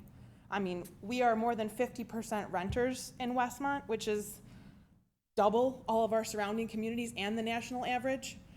We have very high-density housing already, and if we're gonna stay a wonderful neighborhood for single families, for families with homes, this is detrimental to our progress. I think that everyone who's seen this plan is concerned that this is being pushed through without the community knowing about it, and they're just starting to find out about it, and they're listening. People are watching. People are watching now, and they're very concerned. They don't want Westmont to turn into a town of renters and selling out to make money, when we want to make our community viable long-term. We want open space for our families. We don't want any more green space to be taken away. We don't see the hotel in the same way that they see the hotel. This was bought as a golf course, and they knew it was a golf course. It should remain a golf course. If they're not making money, there's a lot of other ways to make money in this community at a reasonable amount of money that don't come at the detriment to the community. I don't think that this is a slippery slope to a situation that we would lose control of, and I think that the community is very aware of this, and they're not happy about it, in my opinion, from what I've seen. Thank you. Thank you. And again, for the record, we did receive a very detailed letter from the President Association today that said the association's just staying neutral. So just so, Yes. yes. He had a meeting, we had a homeowners association meeting where people were just made aware of this after the last time that this was postponed at the board meeting. The Oakwood Homeowners Association met for our annual meeting, and it was discussed how we proceed, what our take is, and I think that there is not a cohesive group taking control of that to say, as a community, this is how we all feel yet. The organization isn't there right now, so we're starting I just want to make sure that they reach out to the president, so thank you. Thank you. John Kirkwood, 3525 Cass Court. Yes, 3525 Cass Court and Royal Hills. Good evening, Mr. Mayor, ladies and gentlemen. I did speak before you on May 5th. The issue that I addressed was the question of rental versus owner occupied. We already have 400 rental units in Arrive, the Oak Brook Hills development that's right across the street from this project, this proposed project. This development that is under consideration will almost double the number of rental units, one across the street from the other, and a short roadway along Cass Avenue. It will completely change the density, the balance, the fabric, and the stability of the area. This area is primarily owner-occupied, with the exception of Arrive, and they've been there for a number of years. And I think as you look at this, and if you decide that it should go forward, that you should look at that issue very carefully. And we have heard from representatives from development, and clearly they're driving in the direction of rental because that's going to generate cash flow monthly, as opposed to an owner-occupied property where it will be sold and the hotel will get some of their money, the development will get some of their money.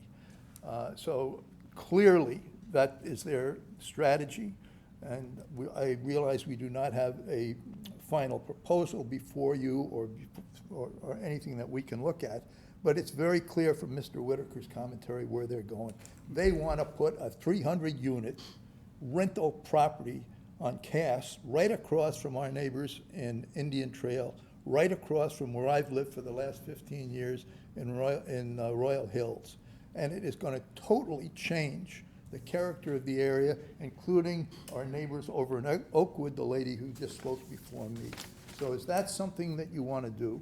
And can the developers work something out? These court people know their business.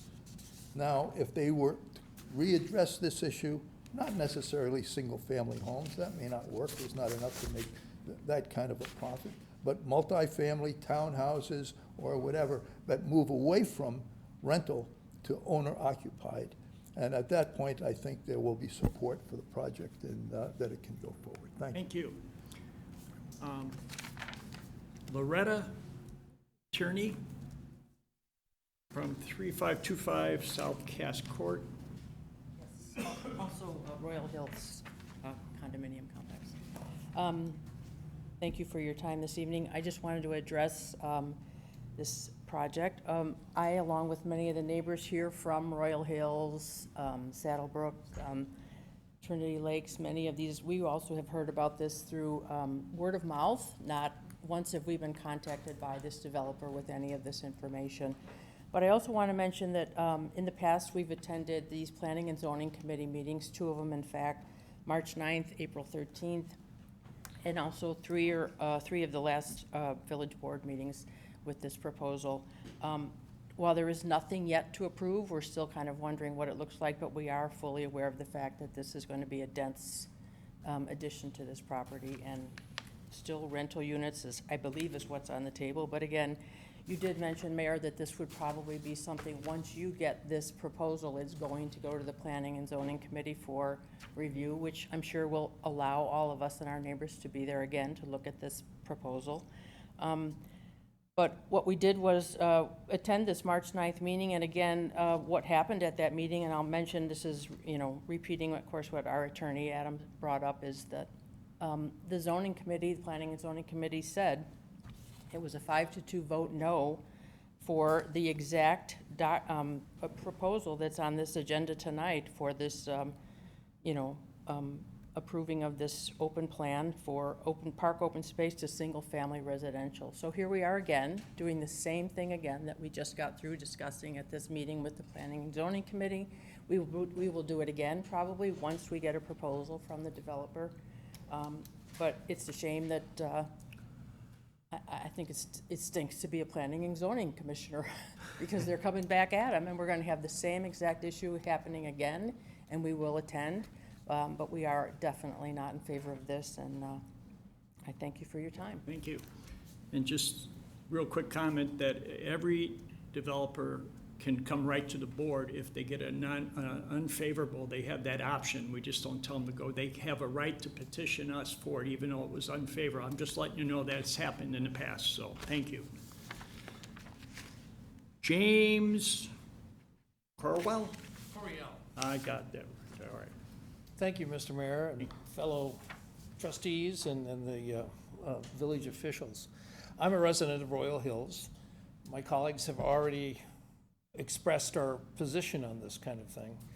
But I want to know is what's in it for Westmont? What is good for Westmont? Is it better to have home ownership? I don't know the answer. I mean, I'm asking you, for, what's the right thing to do here to develop Westmont as a quality community? We've got tons of rentals already in the community. It's not like we need more rental as a community. But what if we developed beautiful homes over there? Wouldn't that be good for Westmont? And I guess that's a rhetorical question because nobody's in a position to answer that, right? But it's very important that as we go through this process, and honestly, as a resident who's never been in public administration, I have a great deal of appreciation for all you have to deal with. Because you've got an environmental issue here, you've got infrastructure issues, you've got to coordinate with the school district, to find support for this kind of thing. And what's the image of Westmont to the rest of the world? How do you want Westmont to be viewed? What are we putting out in the economy to draw people to our community? This is a great little community. I love it. I think it's great. I've lived here for 11 years. And it's a fantastic place to live. I want to see it continue to grow. Now, I do have one personal parochial issue, is that, you know, whatever you do over there, it could impact the value of my property. And I hope that you will represent us in that regard to make sure that you do what's best for all of us, all the stakeholders, not just the developer. This particular developer, I think, and I haven't done a lot of research on it or anything, but anecdotally I've been told, is really a rental developer. They develop rental properties all over the country and they make millions of dollars. And they're probably great at it, but is that what Westmont needs? Why do we need that? We have all these condominiums and apartments being built all over the town already. Aren't we satisfied with that? I mean, and I don't know this to be true. I haven't seen the statistics, but I have heard anecdotally that we have over 50% of rental property in Westmont, which is a huge number. I'm sure that's not the same number for Downers Grove or Clarendon Hills or any of our communities that surround us.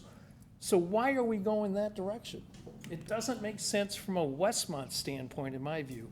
We do want them to be able to develop. We want the hotel to succeed. We want some development over there that is going to be supportive of our community and not something that's going to be destructive or put more strain on our infrastructures.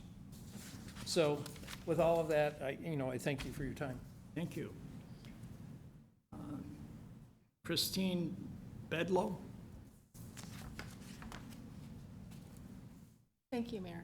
And thank you for everyone who's attended. I just want to actually echo some of the comments that have already been made that I'm in full agreement with. And to share, I just moved into Indian Trails 2 years ago, thinking, great community, great trees, great open space, coming from Downers Grove, where I witnessed huge rental units coming up over and over and over. And Downers, I was happy to depart to come to Westmont. And then I come here, and when I heard about this, again through word of mouth, because our association, and I am on the board of the association, we were never contacted. We were never brought into the conversation to express how we might feel being directly across the street from the entrance of your development. That is not collaboration. You may have collaborated with one other association, but what about ours? To me, when you're building for the community, everybody should have a voice. I don't feel like our association really has a voice, although Adam, you did a fabulous job, and thank you for representing us. Over 50% rentals in Westmont. We're higher than the national average across the United States. When do you say no and start building single-family homes, which we are in a great shortage of right now? It seems like a very simple argument to be had, because more sales of rental apartments is not going to increase the branding image of Westmont. In fact, it's going to do quite the opposite. So as a voter, as a resident, I want you to consider our voices as you make this decision. Because my voice is saying, no, this is not a good idea. I support the hotel wanting to be sustainable. I go to the hotel. I like the hotel. I like the golf course. I want you to succeed. I live here just like everybody else does. But what you are proposing is taking away from the community. It is not adding to the community. We don't need more rental units. We need single-family homes. Thank you. Thank you. And I've got a Mac. Is it? Your first name is? Mimi. That's it. I didn't see the end. Oh, come on up. Stand here rather than. Well, you got to be on the microphone. That's why we want you there. so they can hear you. You're from 3525, and you're on the camera there, 3525 South Cass Court. Right.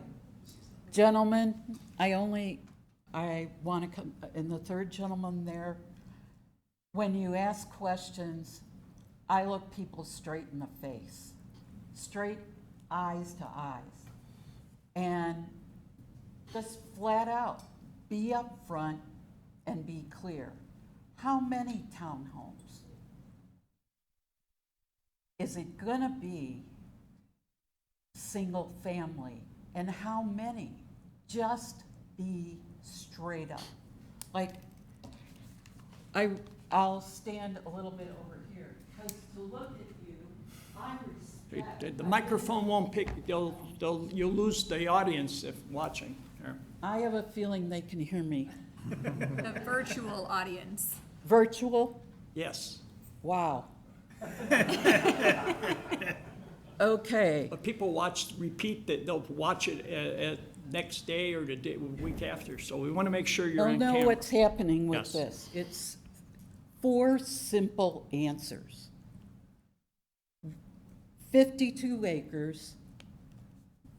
Let's have a meeting with all the HOA presidents, boards, and then vote.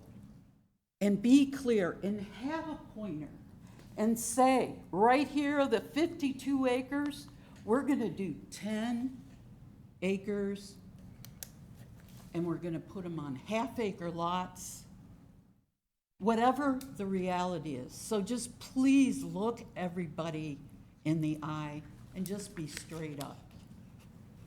As a lawyers, and you are working, sir, in the middle, nonstop. You know, you put your heart and soul and you're gonna go back to the hotel tonight and close it up. And I've been in that business, so I know physically what it takes. But things work out a lot better when people are straight up. And just look at this whole group, Mr. Whitaker, and I apologize, I didn't catch your name in the middle, Stephen? Okay, and the gentleman next to you? Joe? And Joe, your position is? You're a bystander, helping Mr. Steve stand up. So you want to stick, excuse me, I've been very generous allowing Are you people to say, but generous? you're going off the script right now. Okay, I'll get right back on it. Be right on, straight up, how many units, and the word density, what does that mean? Be clear about it. How many rental units?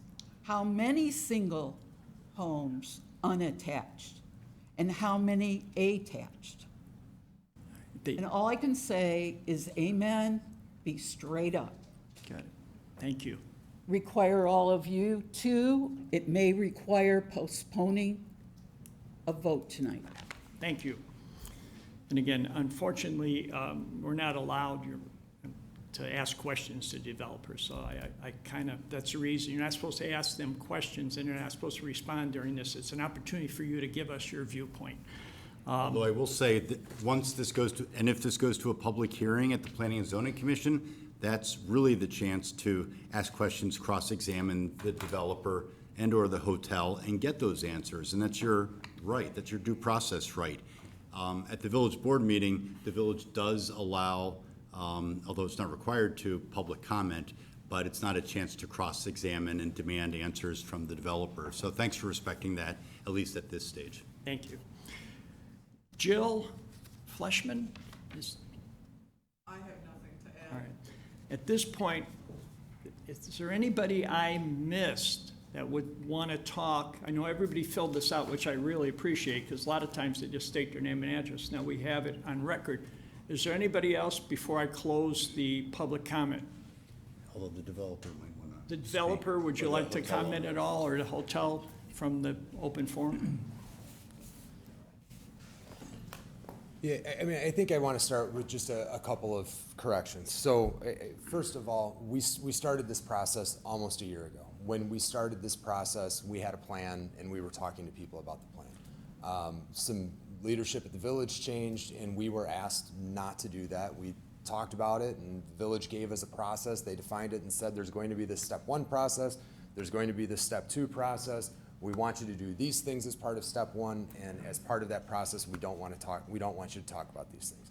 So before we had defined that, we had gone out and we'd had a meeting with Oakwood. I sent invites out to 100 people in Oakwood who live proximate to the property. We had a Zoom meeting because COVID was more of a thing at the time, and we laid out and we walked them through all of these details, and there were people who attended, and they thanked us for going through that process.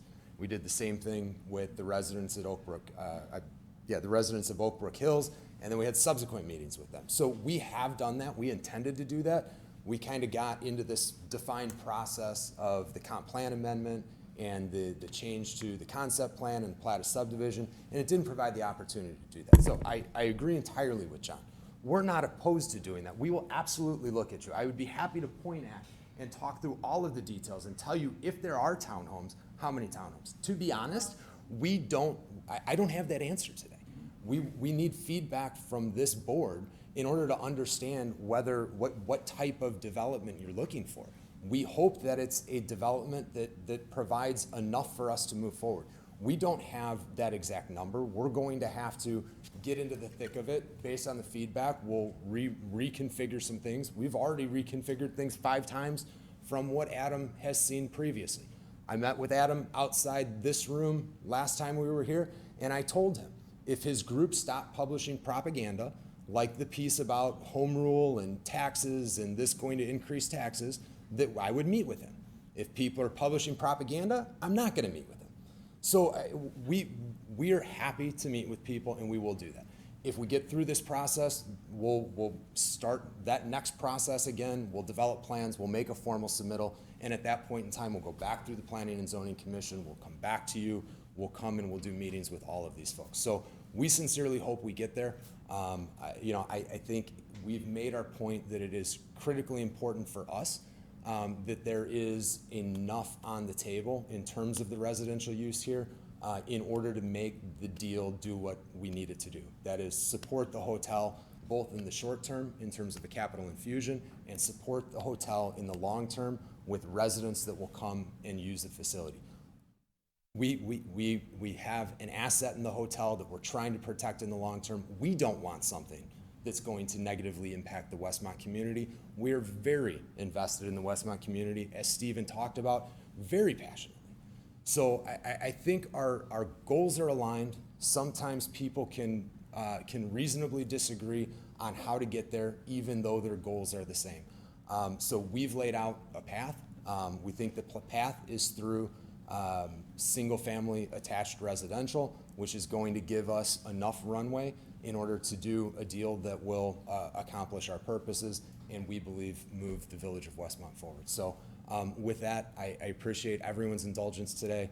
Hopefully, I think more than anything, it was misconceptions and misunderstanding at this point in time, and I think we can clear a lot of that stuff up if we're given the opportunity after tonight's meeting to start talking about a real plan. The hotel, anything? Not, it's up.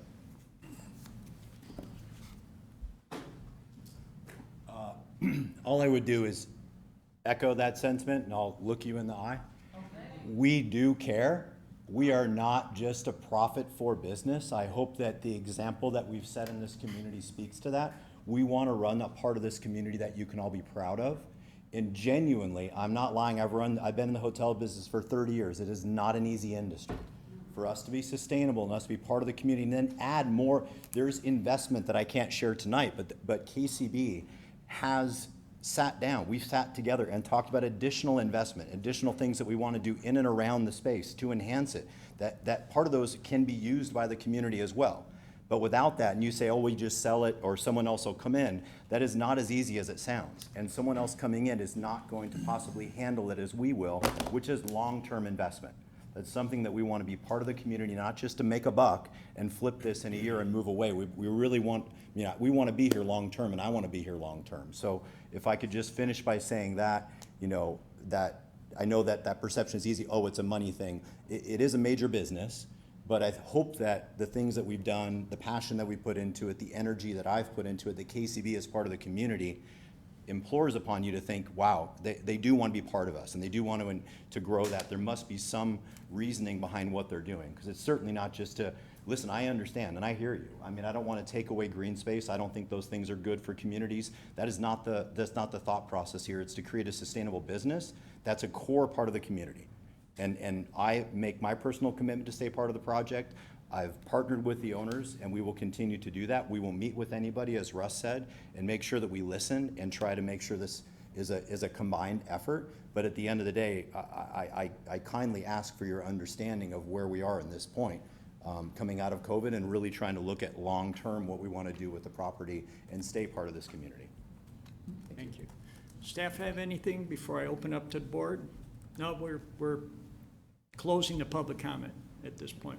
We're going to go through the board. They're the petitioner. They have a right to respond. So I don't want to reopen it, and that's usually it is the policy, unless staff has something. Mr. Mayor, if you don't mind, I just wanted to respond to a couple of comments that were made. None of this is to refute any of the opinions. People made great observations, they had very valid opinions, pro or con, for or against, concerns, but just procedurally some things were said that I think it's important that I try to clarify. The first attorney who spoke made the comment that you'd be overturning the decision of the Planning and Zoning Commission. I know you know this, so more for the audience. Planning and Zoning Commission is a recommending body. And really the purpose of the Planning and Zoning Commission is to conduct public hearings, let developers and property owners come and make requests, give neighbors and community members the opportunity to learn and comment, and then the Planning and Zoning Commission votes to make a recommendation. That then comes to the village board here tonight. These are the decision makers. So they take the recommendation of the Planning and Zoning Commission into consideration as you all know, make the final decision. So there's no overturning. This group, the village board, gets the recommendation from Planning and Zoning. So that's just a minor detail. A much more important one, and I'm going to say this to the audience because it's a troubling comment, was that a decision has already been made. Believe me, the trustees have not made a decision. I know that the trustees are agonizing over this. I know that these elected officials are really struggling with what's the right decision and how to respond to the request from this property owner. So to suggest that a decision has been made is just flat out incorrect. This is not a charade. This is not a game. These elected officials are really working hard to take everyone's input and come up with the right decision. So no decision has been made. And then the last comment, and this one might be the toughest to explain, but I think there's been a lot of confusion in the room about the details and this step one notion versus the details in step two. And I think someone asked the question quite bluntly, why are we going through this process of amending the comp plan? So Mr. Mayor, if you'll allow me, I'll just try to briefly explain why the process is important. Good process makes a difference. Good process leads to good decisions. And the process that we're using here, in large part, is determined by staff, myself included, where we said, if the discussion immediately zooms in on the details, is it going to be quartz or marble countertops? Is it going to be vinyl siding or hardy plank siding? That would skip over the much more fundamental question of, does this community and do these elected officials even want housing here at all? So we have said to the developer, as Mr. Whitaker alluded to, we said don't provide the details and distract the elected officials with driveway widths and street configurations and the density of housings and whether they'd be rental or not, to give you guys the space and the time to weigh the bigger question. Do you even want houses up there? Maybe you don't. Maybe you want open space. Maybe you want a manufacturing park. Excuse me while I catch my breath. Maybe you guys want a commercial development. That's what we're talking about tonight. And if people keep saying, is it rental? Is it dense? How many units? Townhomes, yes or no? Then that's all these people, the elected officials will focus on instead of the bigger question of, do we even want houses up there? So that's why the applicant was told by the village, leave the details aside, we'll get to the details if the elected officials say, we want housing at all. And if that is decided tonight, then we'll start getting into the details. So hopefully that makes sense to you, and hopefully that provides some clarity to the public. So that's all. Thank you. Covered one of my items. I'm going to open it up, and I can start. Believe it or not, there hasn't been threats. I know I heard that there's threats. The hotel's never threatened us with they're going to close or they're going to change. And the other thing is the home rule issue is brought up. It'll be 9 years before this community even knows if they're going to be home rule. It's a census every 10 years. We didn't make 25,000. If this development goes, it doesn't automatically give us home rule. It has to wait till the census. So, and if we don't hit 25, 9 years from now, I think we're in trouble because there's a lot of good development going on all over town. So that's the first thing I just wanted to comment on. It is, being a park and rec guy for years, open space is huge. Open space, I love to see the whole golf course stay, no doubt about it. I negotiated buying Ty Warner Park. That was all manufacturing. It is a huge benefit to the community. Unfortunately, we cannot control private property. And the best we could do is, what they're proposing is to guarantee that half of that will always remain open space, because there is no guarantee that that will be there. There isn't. I mean, they develop the whole thing and put whatever they want that fits, commercial. So from my personal standpoint, that is a big benefit to this community, for them to commit 50 acres of open space. That doesn't mean it's going to pass or not pass, because the rest of the trustees, I don't even vote. But I just want to point that out. When we bought Ty Warner Park, we had criticism because we were taking manufacturing off the tax rolls. And the best thing Park District ever did was save that area from being 70s research or 80s. So I know what open space means. I know the value of it. I really think that's an important aspect of this. I wish we could keep all 100 acres, but unfortunately you really can't when it's not your property. So those are just a couple things I wanted to, and the other thing is, I know the attorney has told us this, we're not in the business to regulate rentals. Anybody can rent homes or properties. So we hear rental because unfortunately the concept is that, but we don't even know how many rentals there are in this community. So I'll start. Who wants to start? Trustee Barker. Yeah. So we've had this, in our minds for a long time now. And I'm assured that probably every one of the board members have looked at the planning and zoning and are very aware of all these things, all the stuff circulating on social media and everything. I've got about 6 things here. It's really kind of unfortunate that everybody starts to focus on their community when this big item comes along, and there's all these other gentlemen in the front over there had some very good points, but there's a lot of good things and a lot of difficult things going on in the community, and I wish everybody was engaged, would notify me and paying attention to their community. That's how I got to be here. Just like you, I care about our community. And so stay awake and stay engaged in your community. I do believe that the developer has the right to develop that property. Nobody would want a village board that wouldn't let you develop your private property. Nobody would want that. I agree that the hotel is a great partner. I absolutely agree. I appreciate the input on both sides of this issue.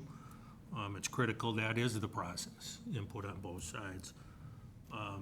From what I've observed over the last number of years, being involved with the board now for 9 years, that housing is changing. It's not, it's not what it used to be. It's not what we grew up with, but it's changing. Developer after developer has talked about rental. They've talked about no maintenance property. They've talked about nobody wants to take care of their lawn anymore and all these things. That is the customer, whoever that is. And it's not me, but it's some other people. These things are being built and they're being filled, regardless. But I just want to make that statement that housing, I believe, is changing from my observation, my personal opinion. As a village board, I feel that we absolutely have to have an open door for any idea or anybody that has a need or needs help. I want to hear it, and I've said that all along. If anybody has any idea, come here, come to that microphone, make a phone call.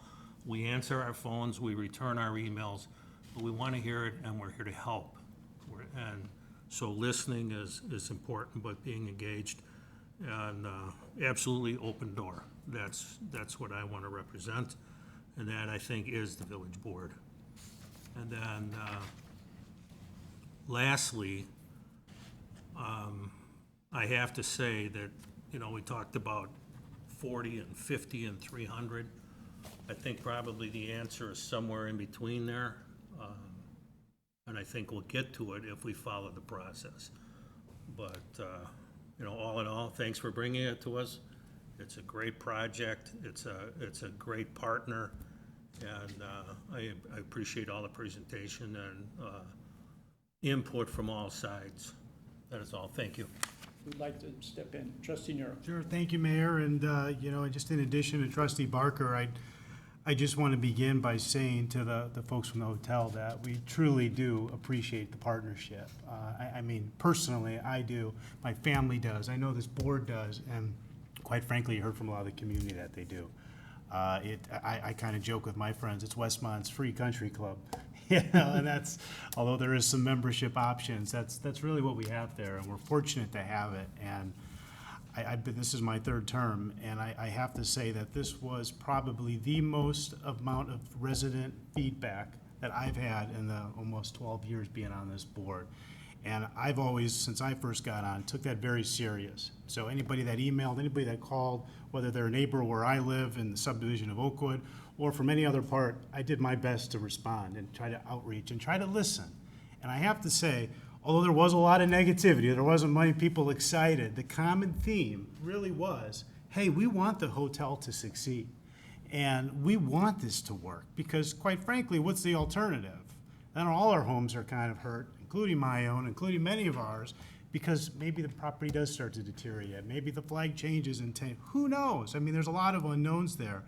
So I do want to kind of, when you peel back kind of the onion after talking with a lot of residents in Oakwood, I didn't get to talk with the resident on Revere Street, but I would imagine the other 60-some that she's referring to, most of them, and I've talked with a lot of them, and I'm not saying 10 or 15, we're talking, quite frankly, another full-time job for a couple weeks. But hey, that's my commitment to be here. And everybody, just about everybody, at the end, when you pulled back all the project specifics, I really want to say, wants to help. So I think there's a way, and I honestly think there's mutual ground here, as Trustee Barker mentioned, somewhere in the middle to figure this out. I really, really do. I don't want to get in specifics on the project, but I really think everybody does agree the hotel is a positive community member, and we want the hotel to succeed. I mean, I think that goes without saying. Couple other comments. In addition, I don't know, Mayor, if we're going to give comments on the actual items we're going to be voting on, but I think the biggest thing that I heard from my neighbors in Oakwood, from my other neighbors in surrounding Homeowners Association, is really, and even on the Planning and Zoning Board, was that one word, attached and detached. And I think that's the biggest heartburn here, that my neighbors are, quite frankly, very vocal about. And you peel back some of the misinformation that was sent in some silly mailers, like this is a political campaign. It really, at the end of the day, it was just about that. I think everybody wants this to work. It's just a matter of what does it look like. So you get past that, and like Trustee Barker said, the process will, I think, vet a lot of that. I think it does come down to those two words, attached and detached. And I think that's what our P&Z board did a great job of clarifying. I think if that was tweaked a little bit, this meeting might be a little bit of a different story. I heard a lot of support, and you'd be surprised on how many residents actually said they consider purchasing a home there, because of the landscape. And I understand the developments and the finances, but I do think there is some ground, and I do think that we have to always kind of have that open ear of trying to work with you folks. And I don't want, I know there's a lot of negativity out there, but I know myself on this board has always kind of been open-minded, always been willing to listen and try to work it out. You know, we did it with the last time that this came through, and we came to agreement. Mr. Day was involved, and I remember it all too well, and it kind of fell apart, and here we are again. So I don't think it's completely unrealistic. Do I, like the mayor said, want it to be an 18-hole course? Absolutely. I've been playing golf on that since I was a little kid. As Randy knows, I'm not that good, but it's still a lot of fun. And, you know, I'd hate to see it go away, but, you know, hey, I understand things are changing too, and I think from a board's perspective, it's on us to be able to work with all parties and figure it out. You know, so I appreciate everybody's comments on, you know, making this very transparent and understanding the process. And, you know, there were some good things said. I can tell you that the process, being in this chair for a few years, it's very, very thorough. It's very, very long-winded, and it's like that intended for a purpose, so the word does get out to the public. I listened into the Zoom call you had for Oakwood. I thought that was an interesting way to do it. You know, you kind of had to do something, and you pulled it off. So although maybe the information wasn't what all our neighbors wanted to hear, I thought it was a good step forward in trying to make something at least a little bit more obtainable and maybe more reasonable for people to understand.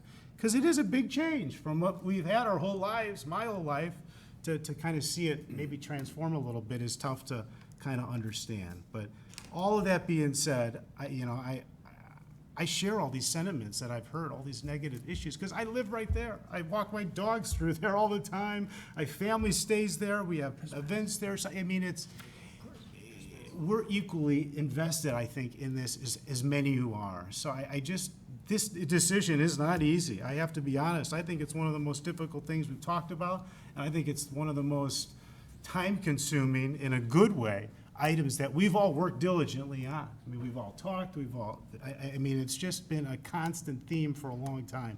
So I'm saying all this because I really think that there's something here that we could work towards. I really, really do.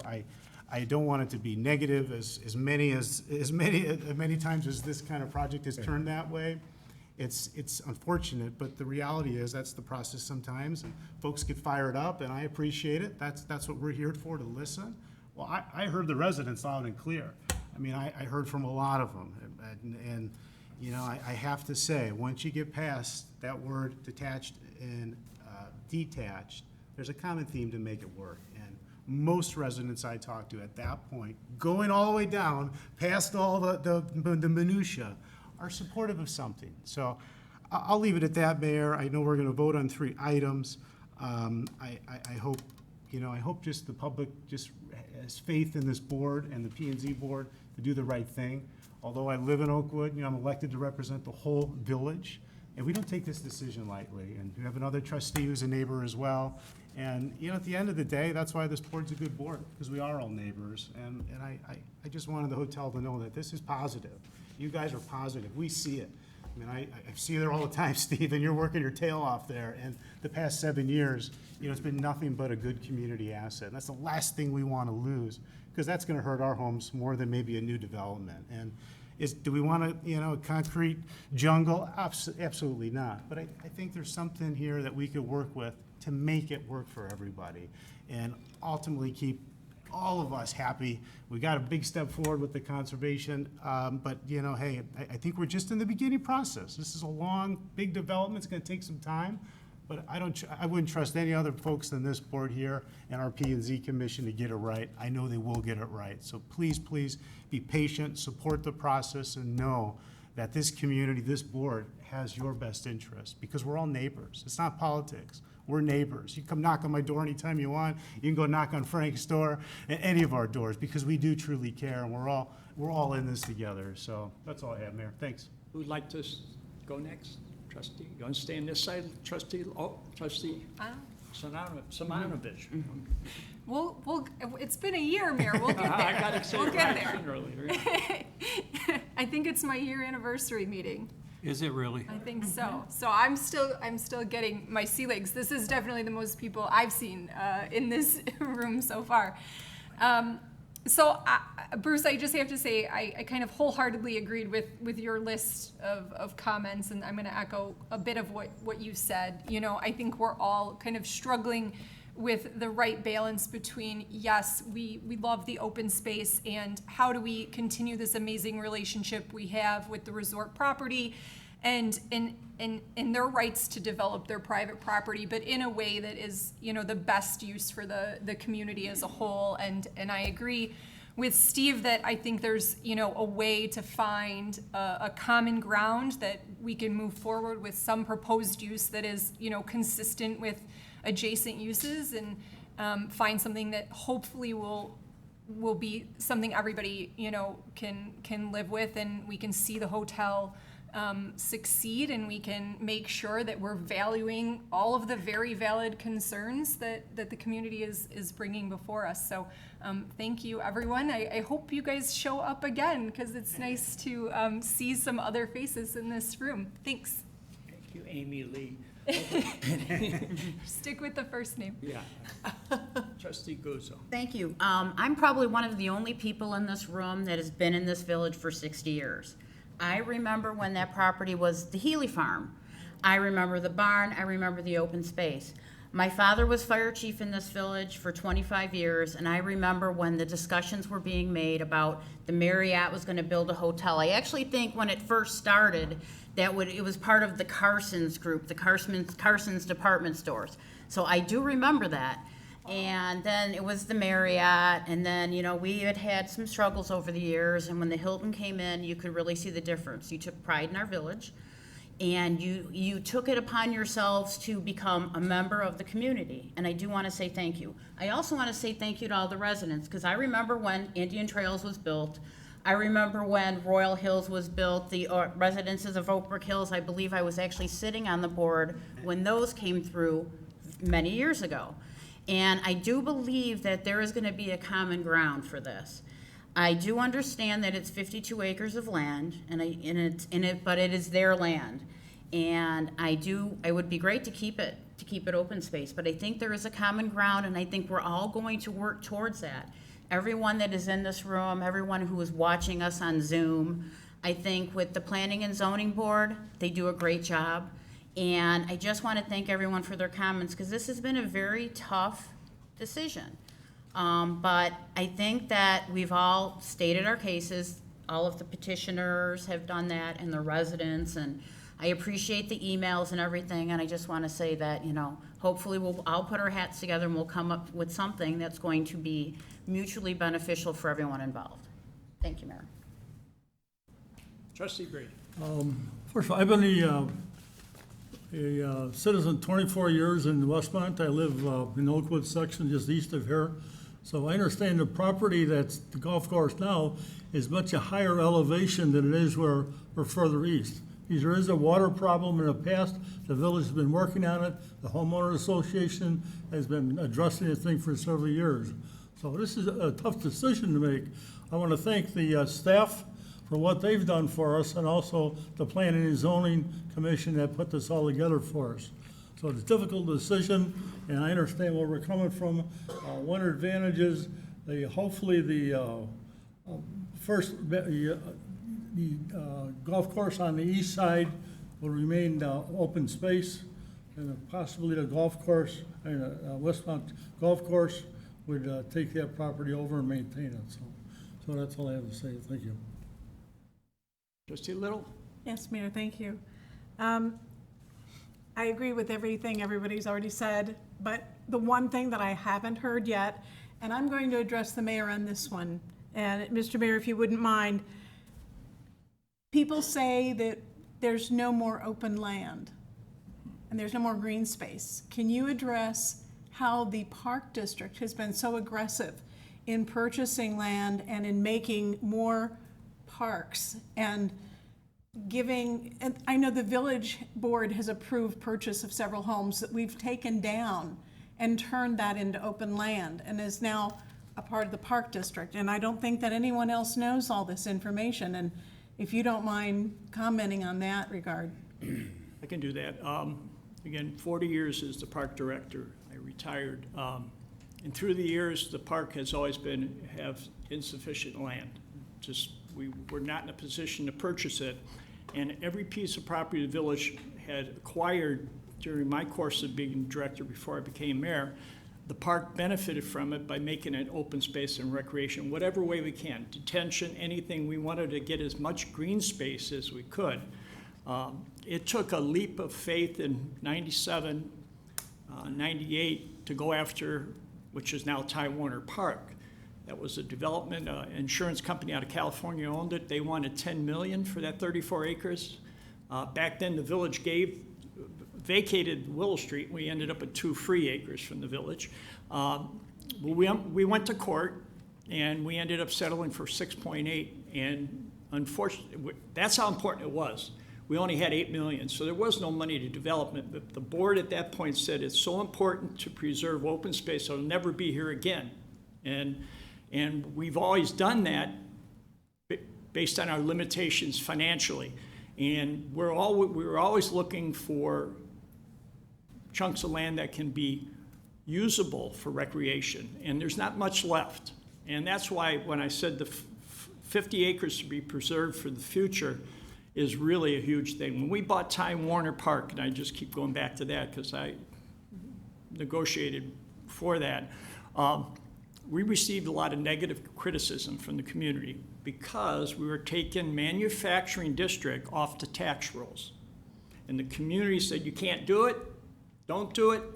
But our belief was if we didn't do it, we wouldn't have it. And thank goodness my board then, I reported to a board just like Manager May here. I had 5 elected officials. They said we've got to have it. So it's always been the park district's stand whenever possible we want land. And sometimes developers can't give land. Sometimes they do cash in lieu of. But we've always negotiated with developers trying to get it. So this 50 acres, that's why I said it's important. When it's gone, it's gone. So it is important that preserves open. Like I said, I wish all 100 acres were, but I can't. The park can't afford that. And I don't think the village can either purchase it. We tried to get Ty Warner to purchase it, but he wasn't interested. At some point, we asked Ty, "Would you buy that land so it wouldn't be developed?" But he had no interest in it. So I don't know if that answers it, Linda, but open space has always been a huge goal of mine because we lacked it. You know, we lacked open space. Until we got Ty Warner Park, we're barely over 100 acres, you know, so. Is everyone aware of Burness Park? Burness Park, which is 57th and Wilmette, that was a conjunction with the village, and we purchased that park, and it's a lake, and we also did a lifelong estate with a gentleman who owned the property, and so anytime we can acquire land, I'm no longer director, but the Park District, that's our job. We're stewards of open space, and it is important that we preserve that because it's almost all gone. We're landlocked. The house is on Warwick? The house is on Warwick, we bought for detention. By Fritz? Yeah, Fritz Worley. Yeah. In conjunction with the Park District, the village purchased 5 homes and no condemnation. They all wanted to sell in order to make stormwater detention there. And at the same time, the Park District is taking over the land to make it usable record. So anytime the Park District can have an opportunity to take any land to make it somewhat passive, aggressive, whatever, they can. So I'm just letting you, that's a priority to the Park District. Unfortunately, through financing, the only thing you have is non-refundable bonding. You commit that to some other things, and you just don't have a lot left over to acquire land. And there's not much left anymore. My point being, we feel the pain of losing land, but we're also in the market to increase our parks. And we're very, very careful about what happens in this town. It's my neighborhood too. I don't sit here and judge openly or freely, on anybody's decision. So my decision will be, taking everyone's voice into consideration as well. Thank you. Any other trustee have anything else to comment? All right, we are now in reverse order. We need a motion. There's going to be 3 motions, and the first one is going to be the conceptual preliminary plat of Division. Do I have a motion to approve? Motion to approve, Little. Second, Nero. Motion made and second to approve. No additional, please, roll call. Trustee Little. Yes. Trustee Brady. Yes. Trustee Simonovich. Yes. Trustee Barker. Yes. Trustee Nero. Yes. Trustee Guzzo. Yes. Motion passes.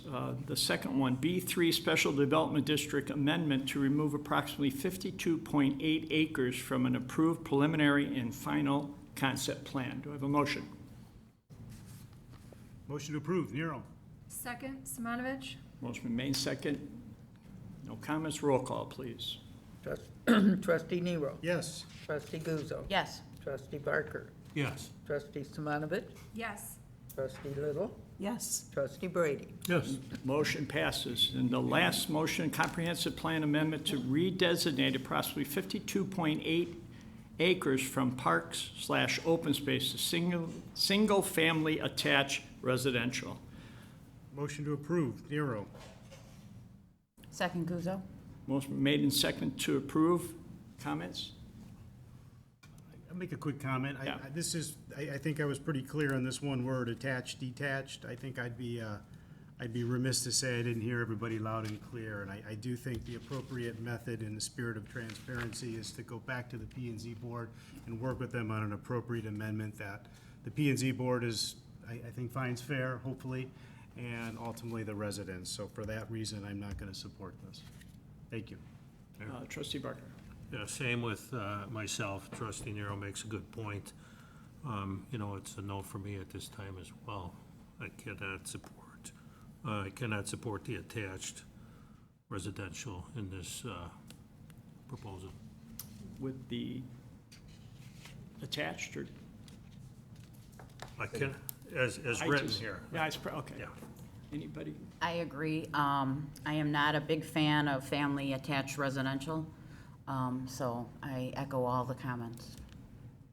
If I may ask a Yes. question for anyone who's opposed to it, would you support single-family detached residential designation for the comp plan for this property? I would support it, John, but I think it's in the best, I think it's my personal opinion in the spirit of transparency that decision should start back at P&Z, not for us to just propose something differently tonight. No matter what, they gotta go back to P&Z. But I was clear, I do think detached, and that was a common theme, detached, is something that I think is And I very also think relevant. P&Z said that they Yep. would look Correct. at it differently if it was detached. Any other comments? If I need to clarify that, I have to say detached as well. Detached, yeah. But again, all the rest of the stuff we're hearing could be worked out at that point if they decided to go detached. Okay. Any other comments? Yes, Amy Lee. Thank you, I ain't Mayor. gonna mess up Simonovich anymore. I'm really struggling with this attached versus detached distinction. I think that there are consistent, attached residential developments in some of these adjacent properties and clubs and condo associations and things like that. So certainly we have similar developments, in the area. Yet the residents of those attached residences have made it clear that that's not something they're interested in here. So, I think I'm very much struggling with that, and I'm not wholly opposed to doing the attached in a way that's consistent with some of the neighboring developments. Anybody else? If not, roll call, please. Trustee Guzzo. No. Trustee Nero. No. Trustee Barker. No. Trustee Little. No. Trustee Brady. No. There's no whoa, please. Don't clapping, don't look people in the eye, just, Trustee Simonovich. please, just, I'm trying to run the meeting the way we always run it. Go ahead. Trustee Simonovich. No. Did you get everybody? I got them all. And as a comment, whoever said it or thought it, There's no predetermination here. This board has not talked about this. This is all new to me and everyone. They voted what they felt they wanted. So again, you clap when you go in the hallway. I think it's important that our hotel stays in Westmont. It is a great resort. I'm proud of that resort. I've been around since, well, it was built, and a lot of different discussions about it. Golf is a dying business for 18 holes. Our young generation do not, time is so much more valuable to that generation. We can't even get people, officers or anybody work overtime because they don't want the money. They want an hour at home or 2 hours at home. So the golf course is they need to do something with probably 8, 9 of the holes. So whatever they do, I'm hoping it's beneficial to the community. I don't think we're gonna get a guarantee on the 50 acres unless there's something they can benefit from. So I'm hoping they can move ahead. 50 acres of open space is remarkable if they can guarantee that, but. Unheard of. Yes, Trustee Barker. Yeah, I would just say, bring us something that we can support. Okay, John, did we cover everything? Again, I thank everybody. I hope to see the representatives again from the. There are several items left on the agenda. Yes. No, you guys stay for the rest of the agenda. You still want to stay for that? Wake up, everybody back there. That was exactly 2 hours. We'll take a minute till everybody leaves.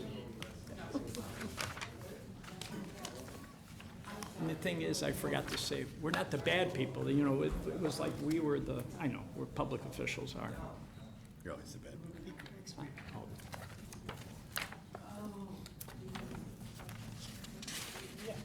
We're losing our whole audience.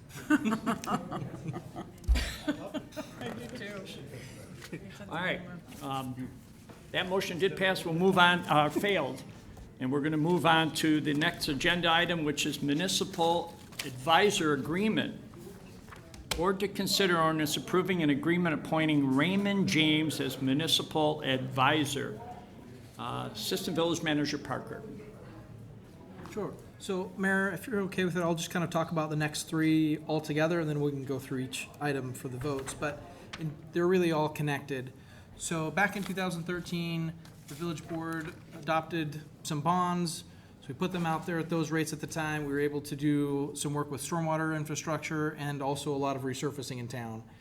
And those bonds come with times where they can be recalled. We're getting right up to that point where in October we can, in essence, sort of refinance them at a better tax rate. So if we tried to refinance them earlier, we couldn't due to tax, because these would not be taxable. You can't get as good a rates for those.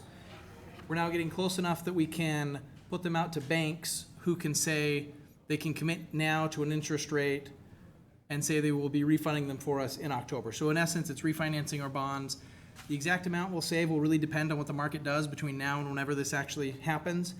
So about a month ago, the numbers were saying we could save about $278,000 grand total on these, and it was going down. So I put in the agenda, probably around 200,000. Turns out that as of today, the numbers have gone up, and so now at the moment, they think we could save the numbers have gone better for us, so down, but better for us. So we think we could now save over $400,000.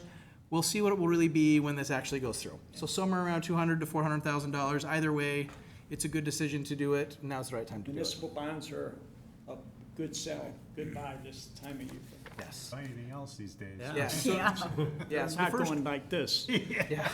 They're guaranteed. And it's the right thing to do. I talked to Spencer, it's the financial right thing to do. Everybody through the years have bonds. They always look, there's a term you can renegotiate or refinance, and this is a good thing. So I need a motion for the advisor approving Raymond James, who's done our work in the past, all of our bonds. Motion to approve Raymond James. Second, Nero. Motion made second, additional roll call. Trustee Little. Yes. Trustee Simonovich. Yes. Trustee Brady. Yes. Trustee Barker. Yes. Trustee Guzzo. Yes. Trustee Nero. Yes. Motion passes. Another, we'll need a motion, the board to consider ordinance authorizing and providing for the issuance of not to exceed $5,700,000 aggregate principal amount, general obligation refunding bonds, alternate revenue source, Series 2022A, and the levy of a direct annual tax sufficient to pay the principal of and interest of said bonds. And I think Trustee Parker, you got to vote now. What would you vote? No. Assistant Village Manager, I think you commented on it, anything? No, I think nothing it's else, I need a covered with motion. all the other pieces. So Yep. I will just note the comment there about the levy, like the other bonds we've done. These are alternate revenue bonds, so we officially have a levy and then we abate it each year because we're covering it other ways. And again, alternate revenue bonds was a better rate when they were offered, and it's just a matter, and they're secured by property taxes, that's why you have to abate them, because you don't want the residents to get them, so. We've been using the park for years, to buy Time Warner. Motion to approve, Nero. Second, Little? Motion been made and second to approve. Any other? Just a quick comment, Mayor, on these two, and the next item too, when this is all done, maybe, we never really publicize a lot of financial stuff. This might be something, and I didn't mean it like that, but like this is a good thing, a good story to tell, We sometimes don't share a lot of things like this, Spencer. I think it's a good job to you and your team for bringing this up, and the mayor kind of supporting it, and this is a big win for Westmont, especially if it's double now of what you've already projected, so that's something cool to share. Yeah. Spencer's idea, I just agreed with. Any other comments? Roll call, please. Trustee Nero. Yes. Trustee Guzzo. Yes. Trustee Barker. Yes. Trustee Little. Yes. Trustee Simonovich. Yes. Trustee Brady. Yes. Motion passes. The third item that Spencer talked about is refunding bonds 2022B. Board to consider ordinance authorizing providing for the issuance of not to exceed $1,200,000 aggregate principal amount general obligation refunding bonds, which are alternate revenue source, Series 2022B, and for the levy of a direct annual tax sufficient to pay the principal of and interest of said bonds. So this is similar to the other one. Do I have a motion to approve? Motion to approve Guzzo. Second, Little? Motion made and second to approve. Any roll call? Trustee Guzzo. Yes. Trustee Barker. Yes. Trustee Nero. Yes. Trustee Brady. Yes. Trustee Little. Yes. Trustee Simonovich. Yes. Motion passes. New business I, engineering agreement, 2022 Adams Street Sidewalk Improvement Project Phase 1 and 2 engineering. Board to consider ordinance authorizing an engineering agreement with Primera Engineering for Design Phase 1 and Phase 2 engineering services for the Adams Street Sidewalk Improvement Project. Manager May. This is the engineering services, phase 1 and phase 2 are the design services and actually all the way to construction plans. So it's Adams Street, its length in the south there from 55th Place all the way south to Diane Lane Park. And it talks about connecting the other gaps, so going down 57th Street where we've picked away and have a lot of it in, but there's still gaps. So it'll be one project, but these are just design services.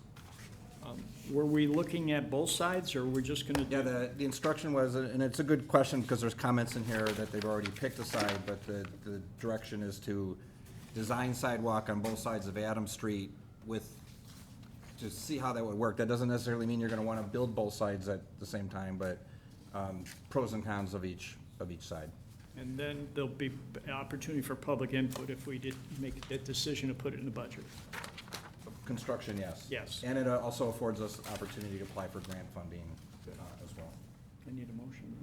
Do I have a motion to approve? Motion to approve, Simonovich? Second, Barker.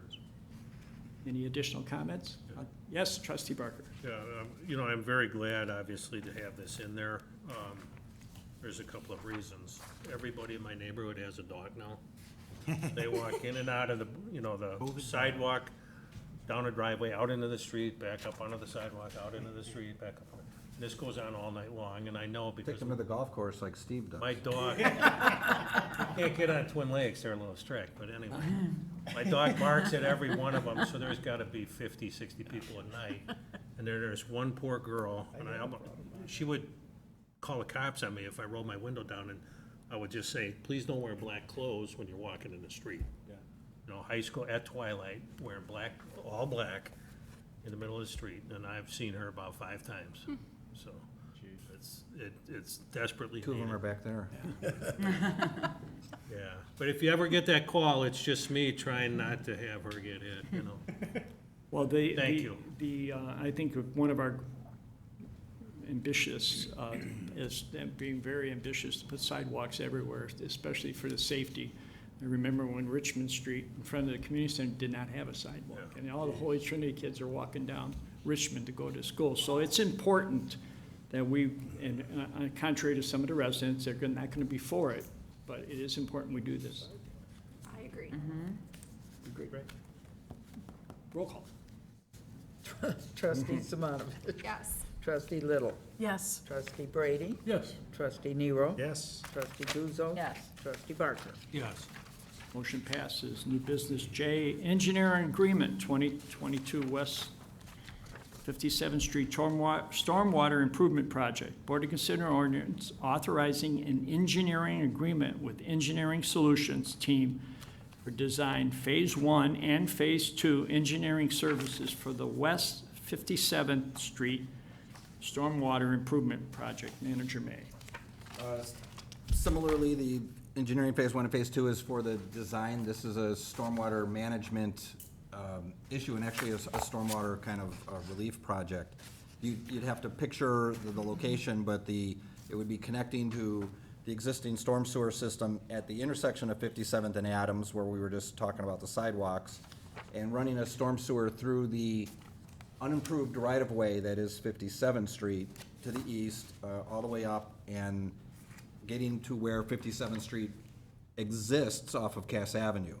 There's a drainage issue along 57th Street in a insufficient ditch system, as well as there's an ongoing, a long-standing, well, I mean, the drainage problem's been happening since the glaciers receded, but the backyards of the homes on 57th Street is a low depressional area, and there's no way to get a pipe back there. So as part of this improvement, it makes an access point that we can work towards that relief as well. Design only. Do I have a motion to approve? Motion to approve, Little? Second, Simonovich. She said it. Any other comments? It took me some practice too, Mayor, I understand. It's just my, you know. Roll call, please. Trustee Little. Yes. Trustee Brady. Yes. Trustee Simonovich. Trustee Barker. Yes. Trustee Guzzo. Yes. Trustee Nero. Motion, I know, motion passes. The one thing I forgot to say, Trustee Barker, is that the dark clothing, the one thing that upsets me even more, when there is a sidewalk and someone parks their back end of their car Yes. on the sidewalk. So, oh, chief. Last but not least. Staging for the next one. Okay. The next new business, surplus property, Westmont Police Department. Board to consider ordinance declaring the attached list of inventory as outdated and/or unusable equipment as surplus. Chief. So I know there's a ballistic vest on there, That's it. No, there's 31, and then there's the parking meters? yeah. Okay. yes. 31 meters. We yanked them out of the ground, so we want to surplus them. So any. Very thorough, thank you. Get the quarters out of them first. Yeah, excuse me? Get the quarters out of them first. Yeah, we emptied them all out, yeah. forget So this that. was, this is part of the parking redesign, and so we pulled 31 of them out, and I think we have a handful of 8, 9 tons, yeah, somewhere in there, that are strategically located for people that still need parking meters. But for aesthetics, then to improve the parking flow, we decided at the previous meeting to take those out. And by law, we have to declare surplus. Correct. So I have a motion to approve. Motion to approve, Simonovich. Second, Brady. Brady. Any comments? Roll call, please. Trustee Simonovich. Yes. Trustee Guzzo. Yes. Trustee Nero. Yes. Trustee Brady. Yes. Trustee Little. Yes. Trustee Barker. Yes. Motion passes. Anything you want to add, chief? Oh, do we not have the vest on? I guess I'm shocked at that. Vest was there. The vest was there? Okay, good. Yeah. Yeah, so, sorry. Thanks. Under miscellaneous, the only thing I could add is that the trustees are all welcome to participate in the Memorial Day Parade. I don't know if you received an official notice. I'm gonna check with the Park District tomorrow, because they're the ones that coordinate the invitation, and we welcome everyone. Trustee Barker. Under miscellaneous, I just wanted, the Willowcrest thing, the staff did great, P&Z did great. It was very helpful, the process I felt worked, and the board did a good job tonight. Very proud of this effort that we did. Yep, I couldn't agree with you more. Any other miscellaneous? Happy one-year anniversary to Yes. trustee. Yes. I can't believe it. It just, sometimes the tongue just moves around different. Hey, I wasn't born with it. I hear you. Yeah, congratulations, so Yeah. this is probably the longest meeting you've attended. Yes. I should have brought more coffee. Yeah. There's some in there, you could get up and go get it. If seeing none, no other business, I entertain a motion to adjourn. Motion to adjourn, Little? Second, Nero. Motion been made and seconded to adjourn, roll call, please. Trustee Little. Yes. Trustee Simonovich. Yes. Trustee Brady. Yes. Trustee Nero. Yes. Trustee Guzzo. Yes. Trustee Barker. Turn my phone Yes. back on. Again, I thank everyone for participating. It's been a good meeting. So again, this meeting is adjourned.